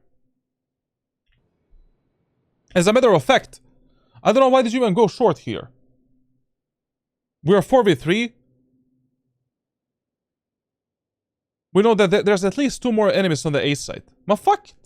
We have the ultimate, we can open the space. We can take 1 or 2 kills easily. Wait, what the fuck was the gamble here, man?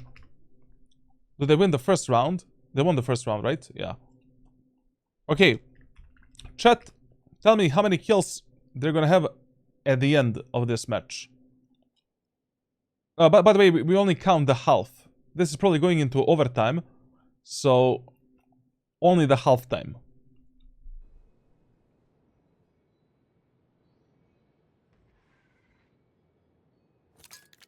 Grenade! Satchel out. Satchel out.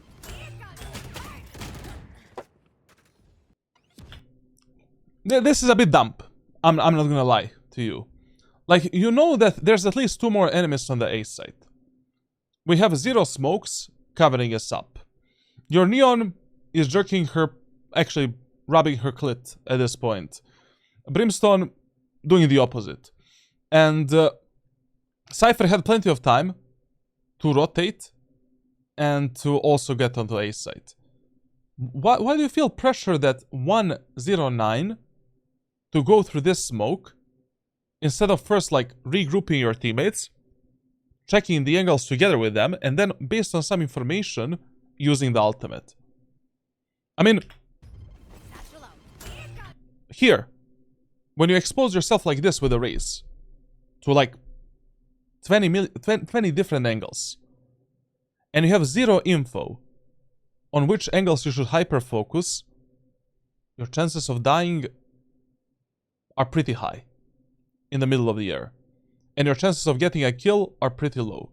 Wait for the smoke to go down, try to regroup your Neon or Brimstone to play together, and it literally doesn't matter if we go A or B in this round, because we have the Brimstone ultimate, your ultimate, and the Neon ultimate.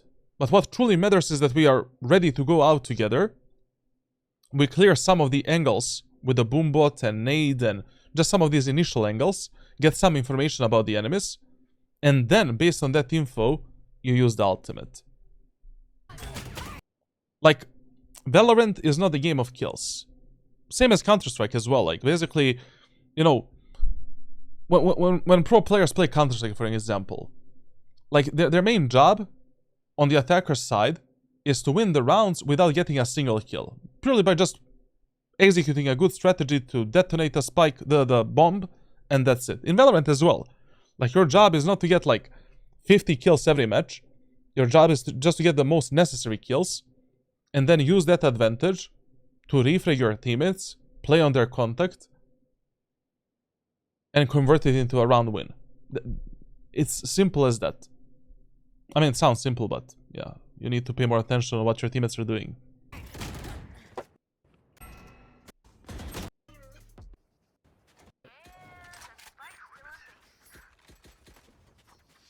I love how on a defender's side, on a defender's side,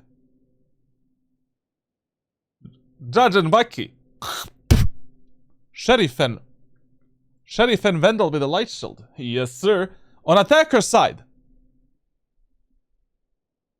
Judge and Bucky every round. I mean, it's okay. Like, I have nothing against it. Like, obviously you can use them on both attack and defense. I just don't understand, like, why. What's the problem of using them on a defense? Let's make some chaos. Go, go, go. Please pick the spike at the start of each round and tell your teammates some basic plan.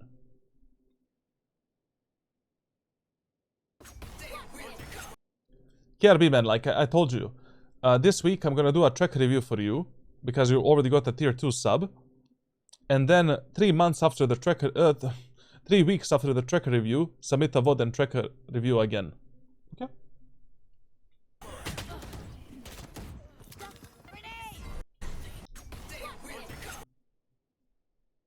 Never allow tilting and emotions to affect your bad plays. I mean, your playstyle. Fuck it, man. Like, this is not the first, neither the last game of Valorant you're gonna play. Not the first, nor the last bad teammates that you're gonna have. It's, as I already mentioned, you need to learn, like, how to brush off your emotions before the next round happens. It is totally fine. It is totally fine for you to tilt. It is totally fine for you to rage. But as soon as the next round starts, you're instantly again in a tryhard mode. Instantly. And doing all of the good plays, all of the stuff that you would generally be doing. Now, every player is different, every person is different, you know? Like, what really helps me calm down is, like, just drinking fucking water and chewing a bubble gum, and that's it. I don't know. Find what works for you.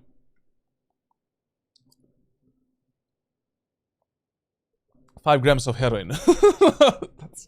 that's what I need to play Valorant in between each round. I'm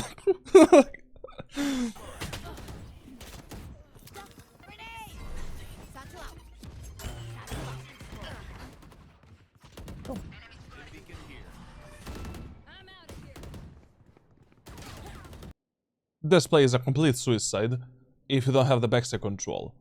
Like, basically, you know, you should never get out of the lamps if you have no info if enemies can be inside of these smokes or at the backside right here. Never. Like, as soon as you take the lamps, you can jump spot this position to reveal the enemies at the backside. And if you don't know if enemies are there and you have a shotgun, there's only 2 plays you can do. You can bait the enemies here with a classic pistol and keep holding this for the info and then fucking them up with the judge. Or you can maybe scoot yourself into one of these smokes and simply clear the backside yourself. Plus, you have a boombot, you know? But this play here is horrendous. Absolutely horrendous. Like, you should not do this in any round. Like, first you finish all of the fights on the bomb site, and then you focus on cutting off the enemy's rotation.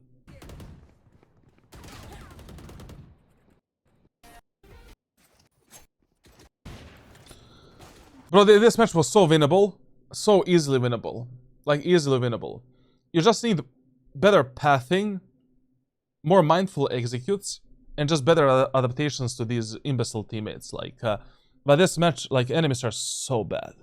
They're as bad as your team was on a defender's side. Literally.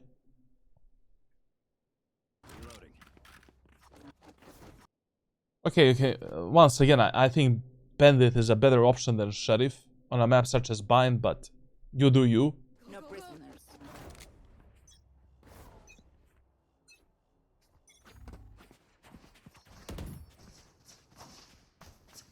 In this B-long area of the map, we need to play the anti-flash system, which I mentioned at the start of this VOD review. Whenever enemies have a pop flash agent, you need to expect a flash in your face going right here. So, we should just be baiting our neon right now to get onto this position while we hide behind the wall. Phoenix uses a flash, we protect the neon, take a kill, and move on with our life. So, you should be ready for this. It's a common knowledge. You know, the part of that common knowledge that is important, far more important than fucking aim in Valorant. Like, aim is not going to help you here if you're not ready for this type of a fight. So, yeah. And, you know, if you need to scale out, first, through this area of the map with a Raze. Just drop the boombot at this stone right here. Wait for the boombot to reach the upper, be long, and now go. That's it. Fuck it. You can also use the nade if you don't have a boombot. It's totally fine if you drop a nade like this and just scale out. Keep in mind one thing in Valorant. The worst type of deaths that can happen to you and your team are the deaths in these main areas of the map. Like, your main priority when you're playing alone or with your team is that you should never have a single casualty in these main areas of the map. And there's always a way how you can play a better trading game or how you can clear these angles better without anyone dying.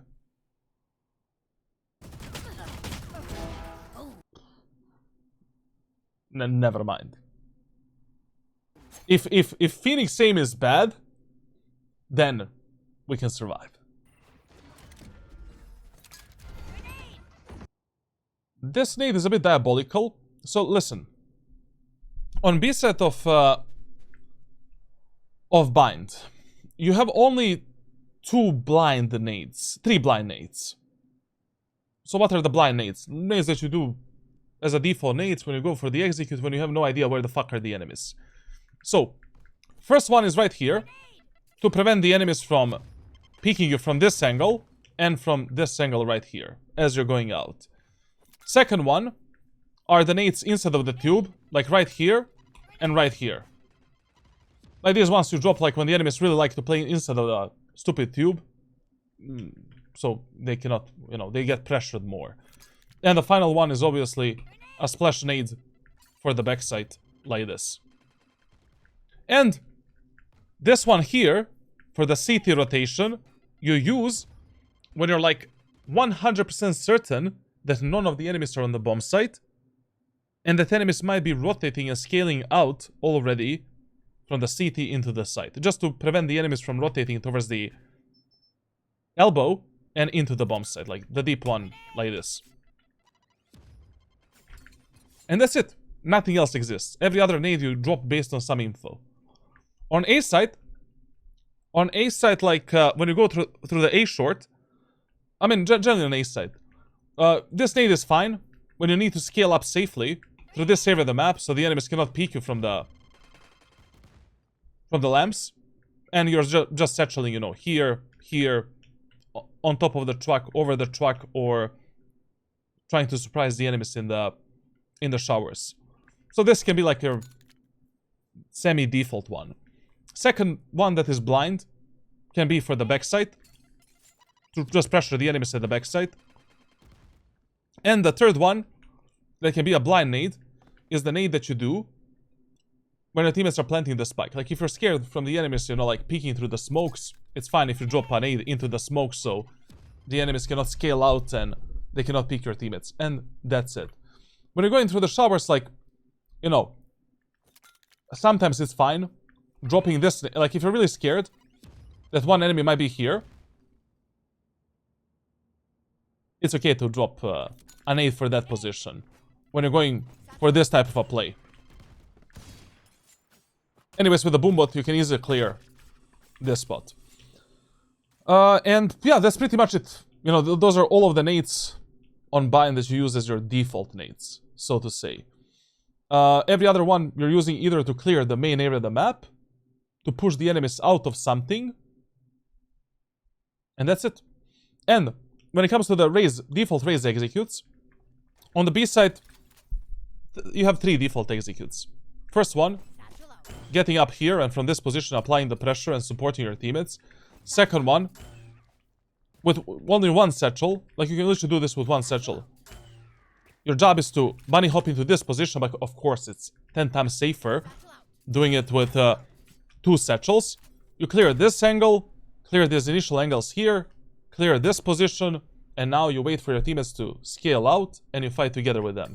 And the third one is basically just getting into this position right here, clearing this angle, and from this angle you're scaling out. You should never find yourself here. It's just a fucking suicide, especially with random solo queue teammates that God knows how they're gonna support you and how they're gonna fight with you. it's better for you to create safe space, unlock There. one additional angle for your teammates, one additional layer of pressure, and then take the fights together with them. If you die while being here, exposed from multiple different angles, it's your fault. You deserve to lose that round. Go get him.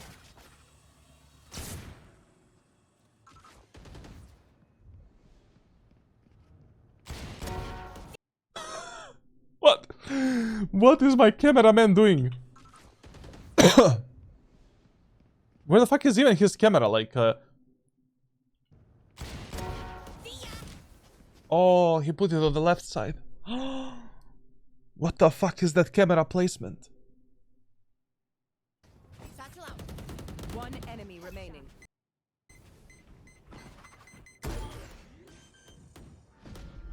Reloading.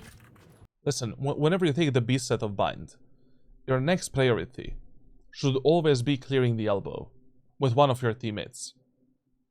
And you need to do that. And if you're doing it alone, drop a boombot and clear it. Like, I have no fucking idea where's this glove. She can literally be anywhere. A side, B side, C side.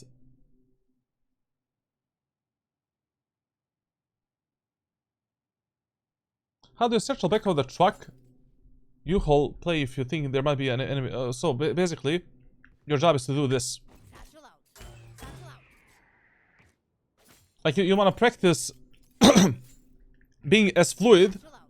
Satchel out. Like, I'm not good with this like because you know I don't remember last time I played Raze, to be honest. Satchel out. But basically, you can make this play so fast where this enemy doesn't even have a chance to shoot you. Like, with a bunny hop, you're reaching this position and this cover, and instantly forcing this type of a fight without being exposed from the backside. You just need to practice this in a custom server a lot because the timing of the second satchel is mega important. Satchel out. Like, the first one is easy to time, but you know, the second one needs to propel you forward and not upwards. Satchel out. Something like that. Satchel out. Satchel out. Something like that, you know. Smoke's down.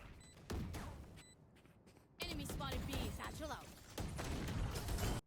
Thanks God he didn't use that satchel, man. Like, Brimstone would be raging. Whenever you have a huge numbers advantage, limit your utility usage only to necessary. Only to necessary. Do you need to use that satchel? No.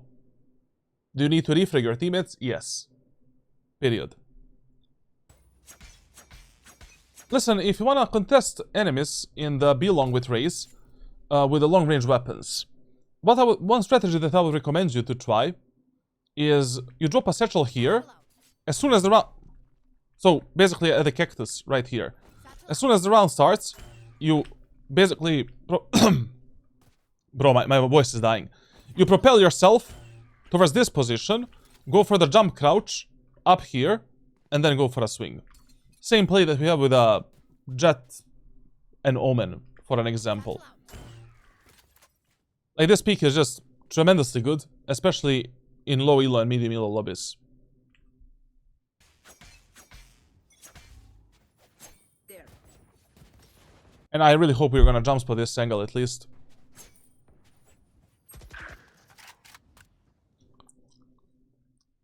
Listen, another thing that's important, since we're already getting close to Ascendant, you already need to start thinking, you know, who are you fighting and what that enemy can do to fuck you up.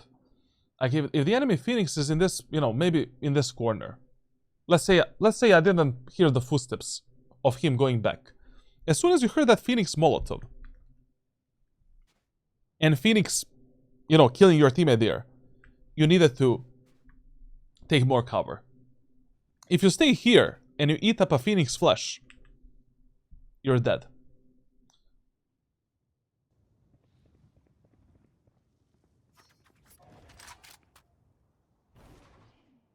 We need to clear this left angle. We lost the timing on it. We lost the timing. We lost the timing. We lost it. Thanks God, only Cypher and Phoenix are playing B side. how you know that nobody is behind you and no one is garden. You don't know that. You need to check these angles first before you focus on the enemies on sight.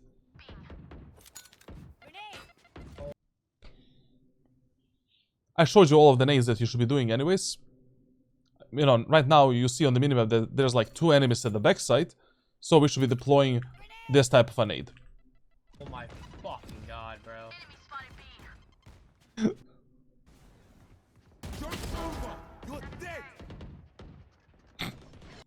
I need to start streaming on my own language, man. Translations of these voice lines on my language are just mentally disabled, literally.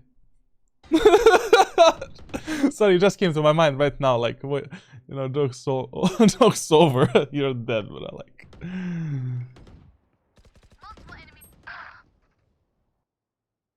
Okay. So. Fucking god, bro. That was a good kill.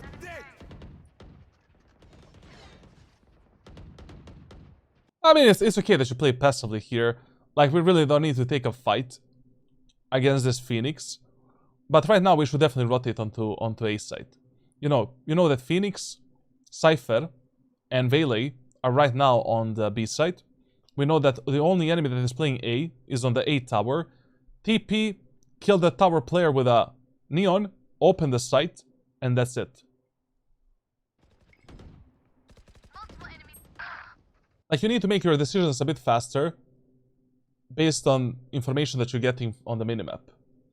It feels like your map awareness is also a bit struggling, but as I already mentioned, like, I mean, the easiest way for me to explain this is this post. Just a moment.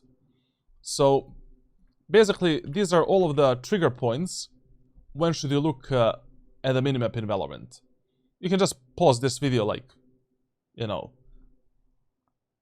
later to read all of the trigger points, but you need to engrave these trigger points into your gameplay. You know, maybe for 3 weeks you can just focus on doing this shit good and developing this good habit, because I feel that maybe you're late for these rotations and some of these plays because you're not paying enough attention on what's happening around you. Because right now I really have no idea what you're doing in the B long, picking up the orb, when we should be taking a kill onto that guy on A tower and planting the spike on A site and locking the enemies in the CT area of the map. What reaction time does it take to approximately dodge a good Phoenix flash? I don't know. You know, I don't know based on raw numbers, but it is possible. You know, I think I can easily dodge it even with my reaction time. But to be honest, like, my reaction time is good. Like, what is really bad in my aim is my precision is just fucking shit. Like, my flicks are horrendous.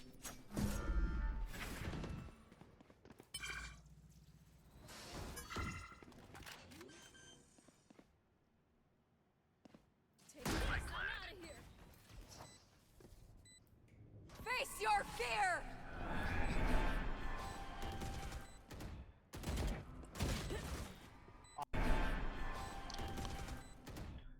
Okay, you know, these type of fights are okay if you take, to be honest. I mean, we are 3v4 in a numbers disadvantage. It's okay that you took this 50-50. And this was a bit unlucky, I'm not gonna lie. I fucking headshot. Stand.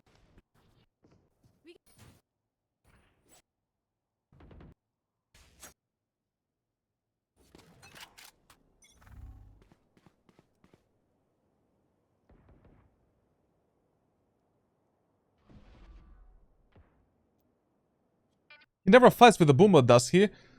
He never fights with any utility. Like, that's the crucial problem, like. You know, if you're gonna play Valorant like this, you might as well play Jett, you know? Like, Jett is far better pick for you than Raze. I don't even know how you have a negative win rate with Jett.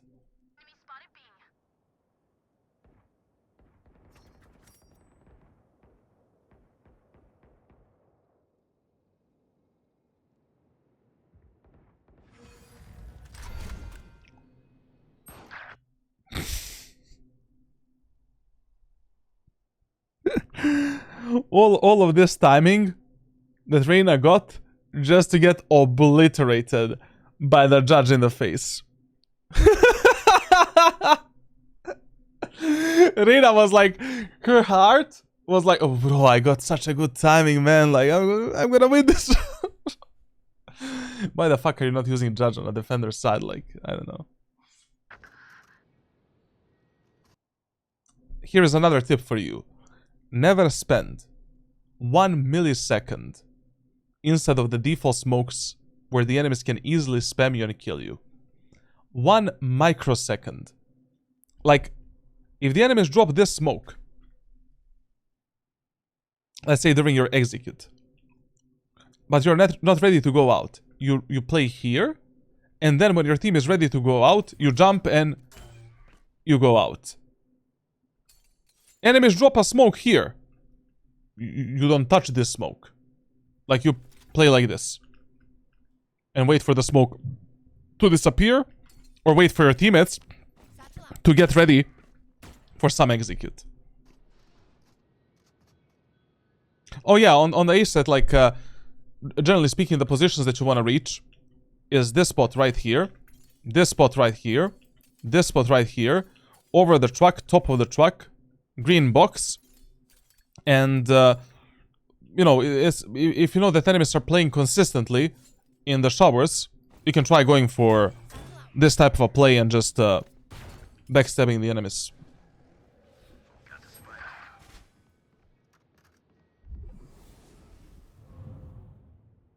As I already mentioned, on bind, the more you default, the chances are higher you're going to lose that round. You should only default on bind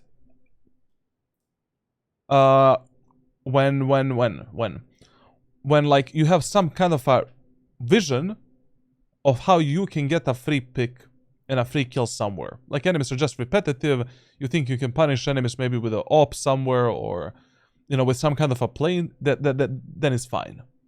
Otherwise, good luck. And also, another thing is, like, you know, in this match, on the attacker side, if you just had a bit more mindful utility usage, a bit better timings to move in, a bit better executes, and smoke setups, enemies are horrible. Enemies are shit at defending. Like, they're consistently playing in the same positions, in the same way too passively, giving you the full space in the showers, in the A short. Like, A set was free for the taking.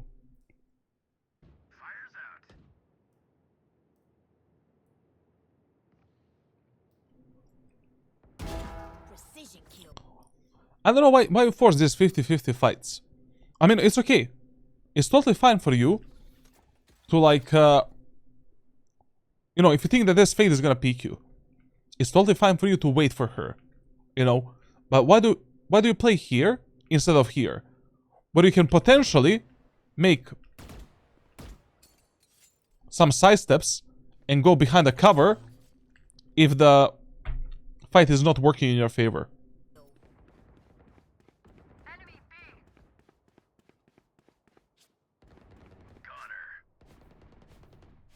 Okay, Vela and Clover are mainly the A players. So now, let's clear the elbow. And let's play the spike.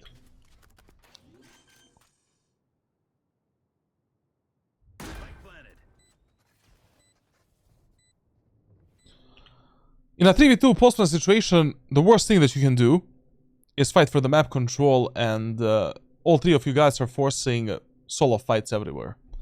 Right now, you either play with the Brimstone or you play with the Neon. Decision is very simple, and it's really up to you.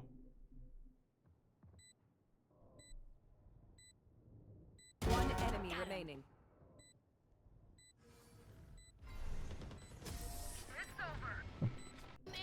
Let's go. Satchel out. I mean, you know, yeah, sure, fine. You can go for this play if you already want to peek showers, like, deep. Just the satcheling can be a bit faster and a bit better. Like, if you do a perfect satchel like this, where you propel yourself with a bunny hop as well. So you satchel and then bunny hop. Like you can reach this position faster than the enemies that are running it like this. You're not that fast, like literally 0.5 seconds, but you're, you know, more ready for a fight. And listen, like when you decide to play alone like this, through let's say B-long or showers or window area of the map, you need to time your lurks, flanks, and push with the rest of your team. We cannot be holding this angle for the rest of our life. Right now, we need to be moving forward and, you know, getting ready to fight with our teammates on site. Well, why we're lurking alone, though, I have no idea.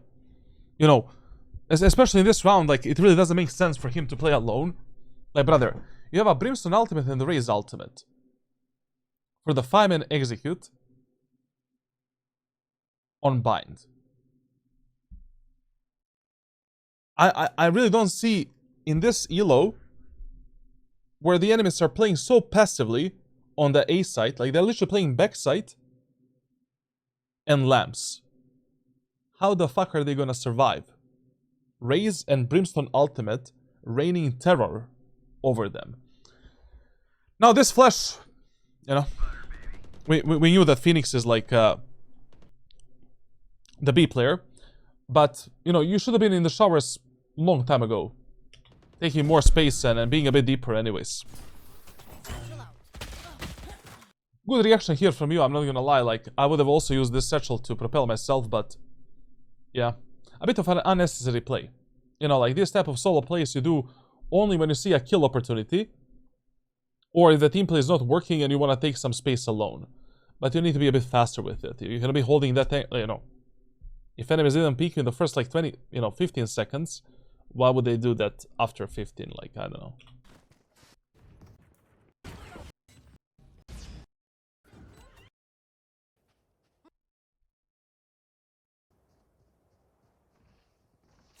Using ultimate there would be good. It's way too risky, you know? If the Phoenix peeks immediately after the flash, and he is good mechanically, and he can hit a one-tap, it's way too risky in my opinion.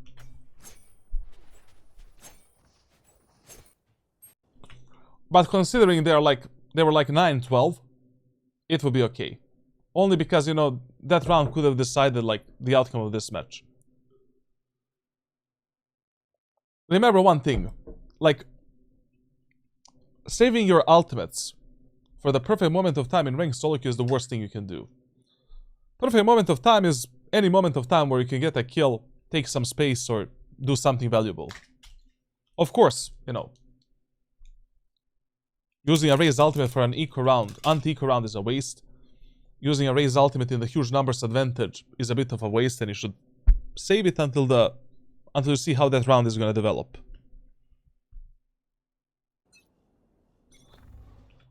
I genuinely don't understand why did you start playing alone. You know? Because if your teammates are already dying solo, then just play with them. You know, don't go B-long. Go through the window. Clear the window with a boombot, with a nade, and that's it.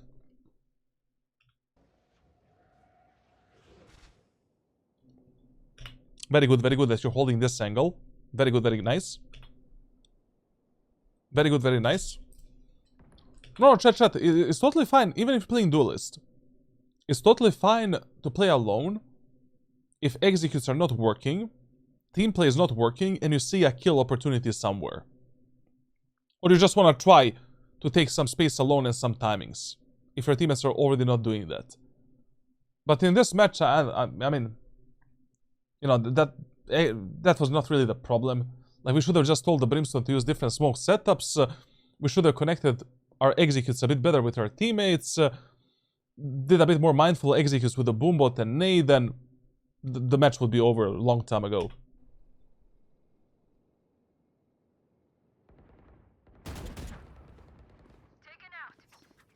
Yeah, no reason to fight here. We can rotate.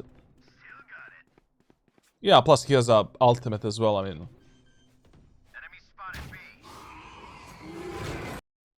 never rotate through the... never push... never play in this B short area of the map, like without a gun in your hands. Like as long as you're exposed from this line of sight, have the gun and be ready for a TP play. Satchel out. One horrible thing here is that you don't really know if the enemy fade teleported. So what you really needed to do here is jump spot this angle to get the info if, you know, the doors were opened or not. Before wasting one of your satchels for nothing and before contesting enemies in the city into some stupid 50-50 fight. Why do you hold this angle in this way? Anyways, it's better for you to isolate that fight with a fade behind you. You have a boombot and satchels. You can boombot her, displace her with a satchel. You can shit on her easily.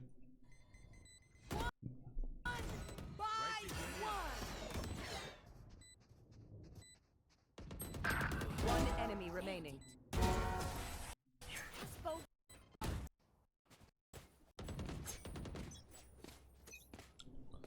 So, you know that enemies always have someone at the backside and in the lamps. But why don't we satchel over the truck and just take a free kill? Maybe. I'm out of here. Also, when you're scaling behind the smokes, never position yourself in a way that is more probable to be spammed. So, basically, if enemies have this type of a smoke, chances are super high that enemies are gonna spam like this or like this. So this green triangle right here is like a safe zone. And this triangle right here. But anything else than that is just mega dangerous. Another tip, you never hold your abilities in the hands until the moment of time when you're ready to use them. Pulling out the utility takes like what? Half a second. It's fine. You know, if you delay your utility for half a second, it's fine. You're not playing VCT. Anyways, hold the gun in your hands, be ready to spam back, position in a safe spot, and then when we're ready to go out, let's start running. Anyways, in this moment of time, when your neon was in this smoke, you should already be behind this neon, ready to go out together with her, with an aid and satchels. I'm out of here.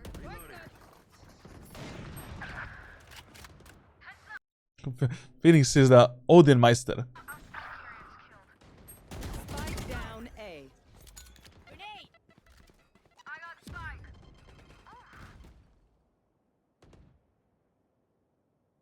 One enemy remaining. This is another advice I will give you in ranked solo queue. If you have a teammate that is playing solo, that is lurking, flanking, doing some solistic play, like this Reyna for an example, you don't give a shit what happens to this Reyna. You really need to focus on fighting these upfront fights with the rest of your team. Especially if the rest of your team is carrying the spike, and they just hold more value for you. You know, like if you take the lamps, if you take the front side, we can... and we make sure that the rest of our team stays alive, and we get one potential kill with this ultimate. In the worst case scenario, we're gonna be fighting some kind of a 4v4. But now that you came back to potentially maybe get a kill and refrag on this Reyna, you don't know what's gonna happen with the rest of your team.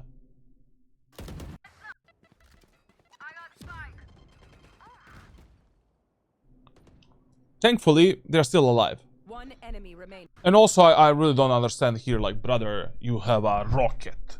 You know that enemy Vele is stuck in the showers. Double satchel rocket, get that Vele out of the server. Like, we know that Vele is in the showers. We know that Cypher is the B player.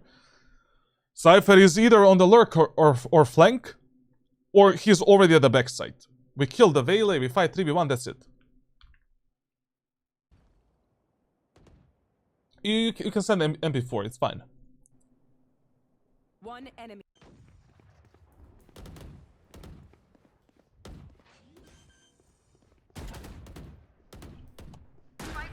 Satchel out. Here comes the party. Here we go. Okay, take a break, guys. W's in the chat. Also, this game and this VOD review is a really good learning opportunity for you.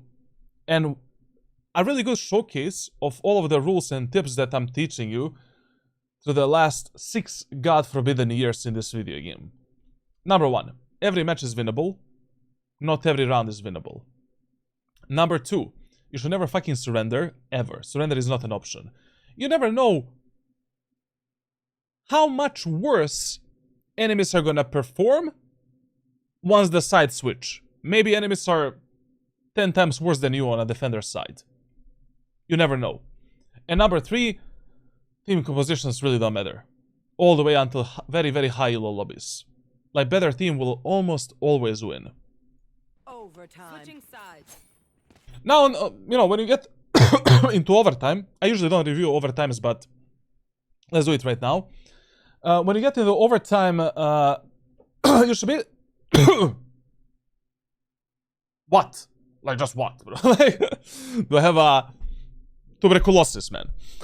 So, in overtimes, you should mainly gamble on the information that you had from the regular part of the match.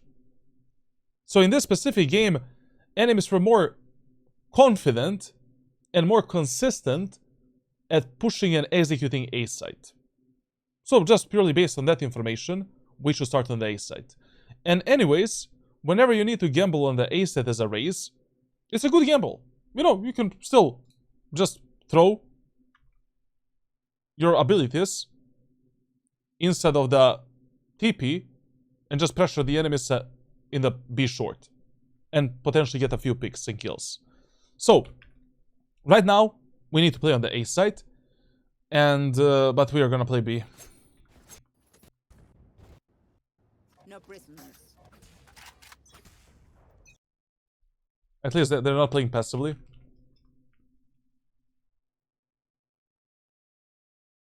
At least they are not playing passively.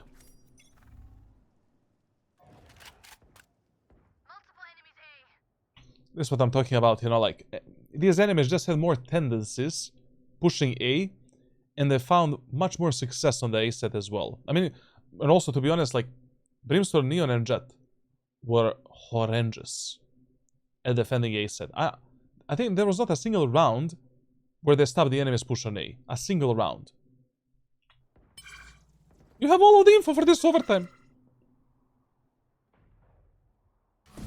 If your teammates want to teleport like this, when enemies are pushing A, always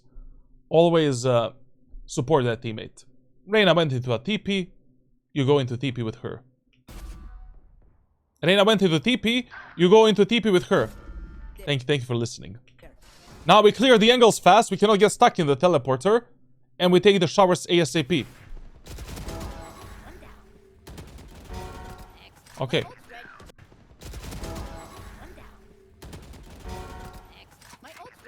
One enemy remaining. That was simple. Spike down A. Okay. Same as on defense. Gamble on whatever worked the most for you. You know, on the attacker side. Enemies had Enemies had a terrible defense of A site. Let's just go A. Let's do a 3-2 split through the showers, or a 5-man push through A short with a proper smoke setup. Okay, here we can play with the Neon and take the showers, that's also fine.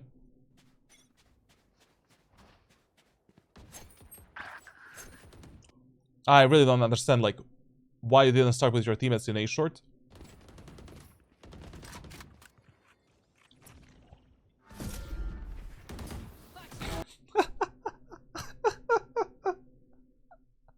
I love that, you know, I love that instead of just jumping on this angle and completely dodging that flash, and then he can go for a peek. Like literally, he can literally dodge that flash by simply jumping on this angle right here, and then going for a peek from top of this box. No, let's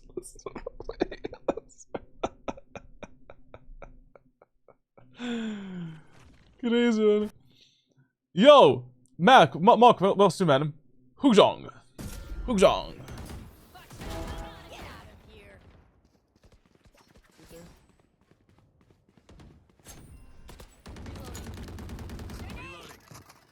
Satchel out. Satchel out. Ouch. Spike down A.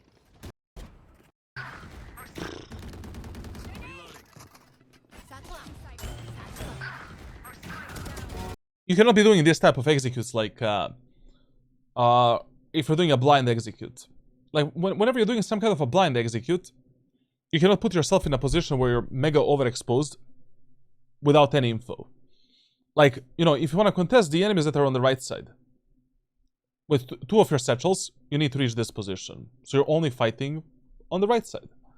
If you want to contest the enemies on the left, you satchel here, you fight left in the lamps. And that's it. You cannot be satcheling on top of the truck, here, here, or here, when you have absolutely no info which one of these positions enemies are playing in, if they have some kind of a crossfire as well. Also, not to mention that your teammates cannot support you in any way. Spike down A. Remember, precision of your executes is far more important than speed when you do them. You know, when you're playing Jet, Omen, Raze, Neon, all of these agents, Yoru, all of these agents mainly strive from precision. You know, every single play of yours should be mindful, should not be putting into some disadvantage. You should either be even or in some kind of an advantage, because that's the whole point of duelist role and these type of movement abilities. Last player standing.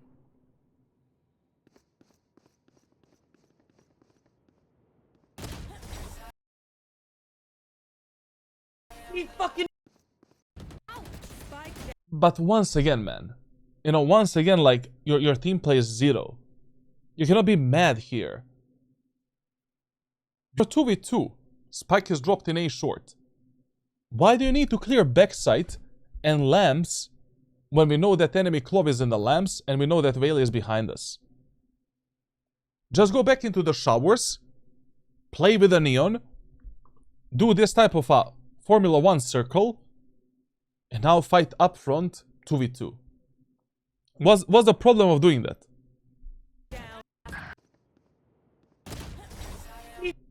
Like, the problem of yours is like, you're behaving towards your teammates like they're some good players. You know, you're behaving towards your teammates like you're playing with tens, you're playing with, okay, with I don't know, Aspas or something like that. Brother, you're playing with God knows who, like Diamond. Like, you need to trust your teammates less, bro. You know, when you make such a solo play in a 2v2, you're just telling me and telling yourself, I trust this Neon to not make a solo mistake with 0 comms and to pick a good fight. If you don't tell Neon to do something specifically, or if you don't play with the Neon to refrag her, you cannot complain. Switching sides. He fucking no.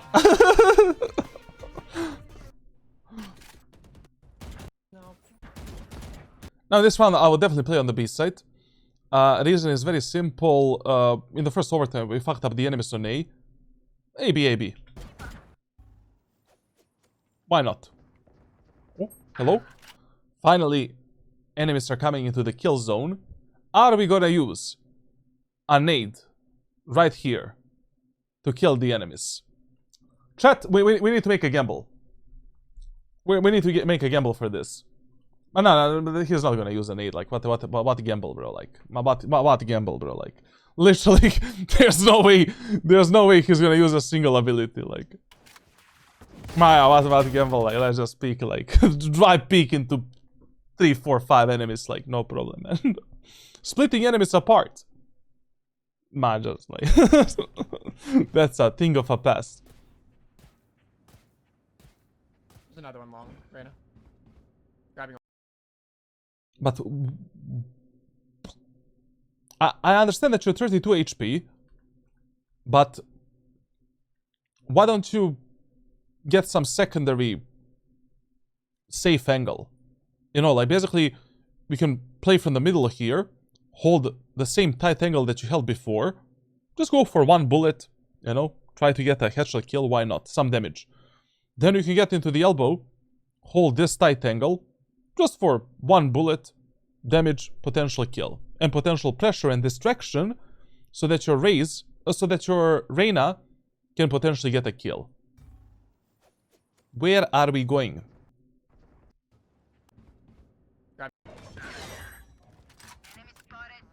One enemy remaining.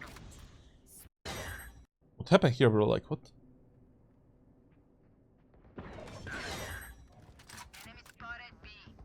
Which server is this? US of A. One enemy remaining.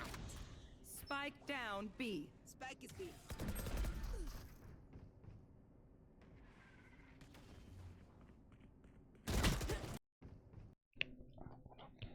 Yo, bro, like, you're 3v1. You have 32 HP. Relax. We have a nade. We have 2 satchels. We have a boombot. Full kit. Why are you playing Raze if you're gonna play like this? Play Reyna then. Don't play Reyna. Get better with Raze. You have great aim as well, bro. Like, combining your aim with a better gameplay, you're gonna be Radiant in the next year, bro. Like, you have a potential to do that. But these type of plays are, like, literally... why do you need this skill? All you have to do right now is just survive, wait for the Brimstone and Jet to rotate, and pressure the shit out of this Fade with your utility. You don't even need to take a fight. Do you understand that? He doesn't need to take a fight. He just needs to put the Boombot and nade for Jet and Brimstone to get a free kill. Kills mean nothing in Valorant. Literally, these type of kills. Nothing. But these deaths mean a lot.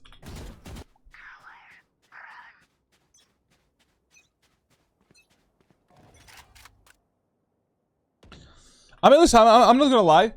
What he is doing right now is it's a really good idea. I understand. He's probably waiting for Phoenix to teleport again and to get that type of a pick. But I don't know if that play is gonna work because we literally have Reyna going long, Jet going B short, so I don't know if this Neon and Brimstone bait is gonna be enough. Yeah, it's not gonna be enough, but somehow we got the kills. Launching smoke. Dim beacon down. Enemy spotted A. Wait. Let me recap again. You want a satchel on top of the truck. Wide open from the backside, from the showers, and you expect to take a kill and live a happy life. Who are you? Aspas would die there as well. Easily. Like, relax a bit, man. You don't have a metal skin from Deadlock, man. Like, you have some ability that... Tormail, bro. Like, you know, you're 5v3. Just clear the angles one at a time. Drop the Boombot into the lamps to get this map control. Take the lamps. Jump spot this angle. Fight with your teammates. You don't need to do any crazy shit anymore. You don't have the aimbot, man. Aspas wouldn't die there because he would never go there. Exactly. Exactly. You need to start simplifying these numbers advantage situations. Bare minimal utility usage, only the necessary stuff to get away, to get into better spots, and that's it. Pressuring the enemies with a Boombot. killing them with a nade when they get in a shit position and to get out of a position, and that's it. Fling! Thing! Why I discourage people to play Reyna, Papito? Because Reyna is shit. Literally, like, if you already want to play some duelist that is all aim, no brain, play ISO. ISO is like 10 times better right now. One enemy remaining. Feeling safe. Is this a rank up match? They won the last round, by the way.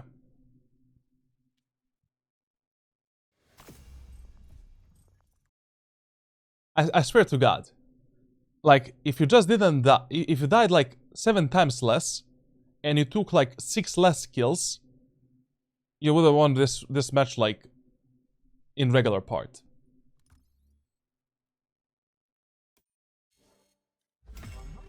Yes, sir? Okay.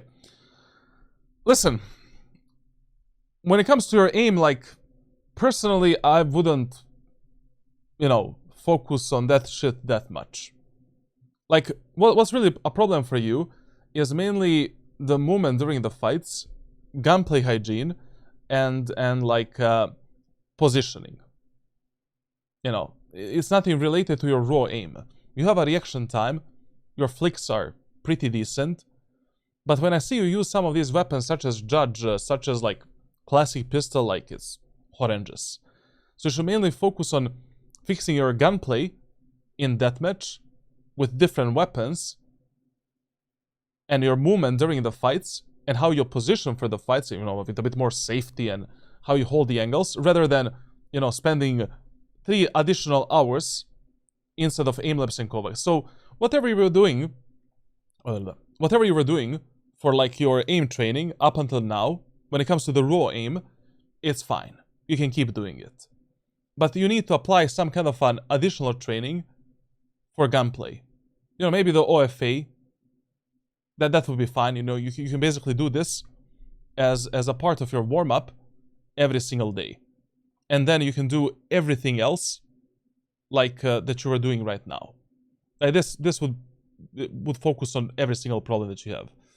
Now, when it comes to attacker side, like you need to organize your teammates a bit more based on what enemies are doing.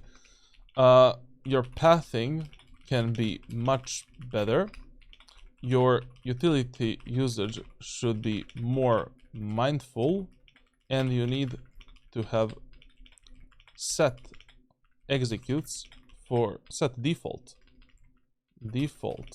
executes for every site and map. Don't save your alt for the perfect moments. Use them like whenever you see a kill opportunity or an opportunity to potentially get a pick. I didn't make an OFA, like it's like this, bro.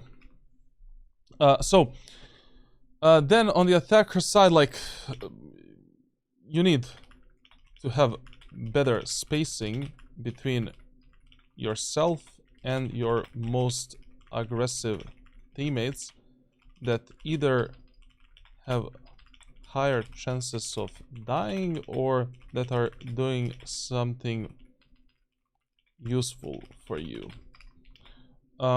Pay attention on enemy team comps in order to counter certain common plays.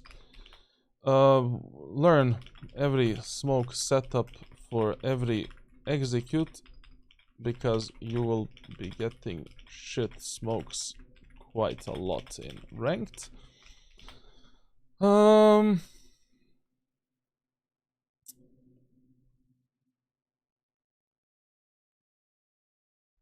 would be it on the attack. When you're taking space, try to be less overexposed. Better team play, better utility usage,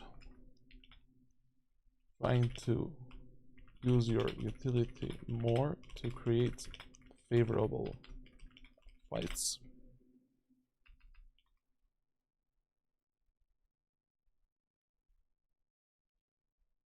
Letting your teammates do whatever the fuck they want.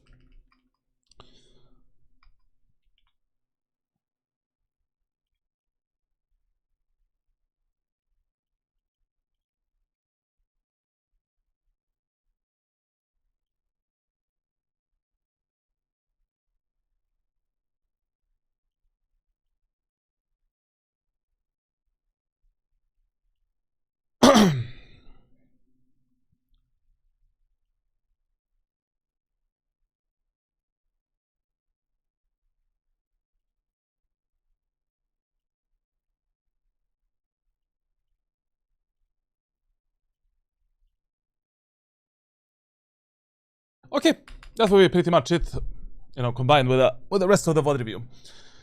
Listen, Andrew, like, as per usual, I'm gonna share with you some of my private coaching videos that are gonna explain some of these topics a bit deeper, because, you know, this VOD review is already 4 hours, so I really don't want to make it 6 hours again. Overall, you're a really decent player. You know, like, you really have a potential of reaching Radiant in a very short amount of time. But, you know, you need to dive into my ranked playbook on Discord quite a lot. Like, you need to fix these problems that you have right here. And basically, like, you know, your goal of reaching Immortal 3. I don't know. Like, when I see a player like you, it's more than achievable. Like, literally more than achievable. Like you should be able to get Immortal 3 in the next 4 months maximum. Because a player that has a great, you know, that already has a potential in terms of their mechanical skill, but he is making these type of gameplay mistakes that are easily coachable and easily fixable, has much higher chances of reaching Radiant in a long run. Because, you know, your grind from Immortal 3 to Radiant is mainly this, you know, is going to be highly impacted also by your mechanical skill. Like, it's just a bit of a shame that, I don't know, you tunnel vision a lot is in during your gameplay. Like, you don't really play the game based on some rules, based on some tips, based on common sense in ranked solo queue. You trust your teammates way too much.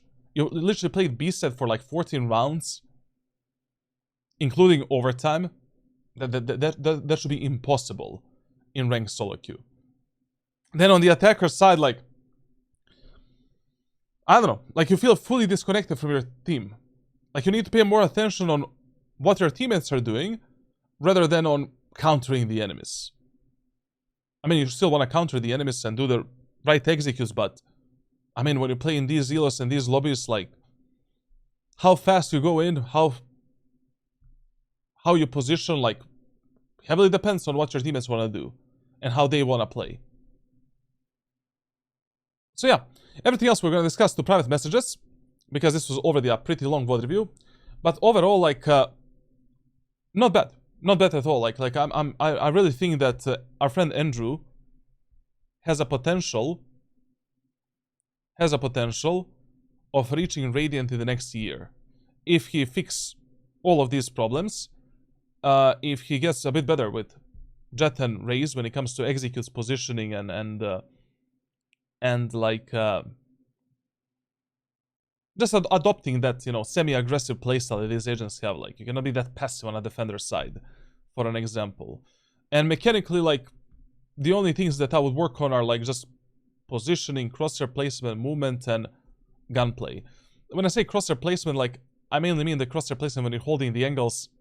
On some of the angles, you just had a not optimal crosshair placement. Like, your general crosshair placement was, like, fine. Okay. Other than that, thank you for watching. Subscribe, leave a like, leave a comment. Join the Discord server for coaching. Join the Discord server for, you know, giveaways and stuff like that.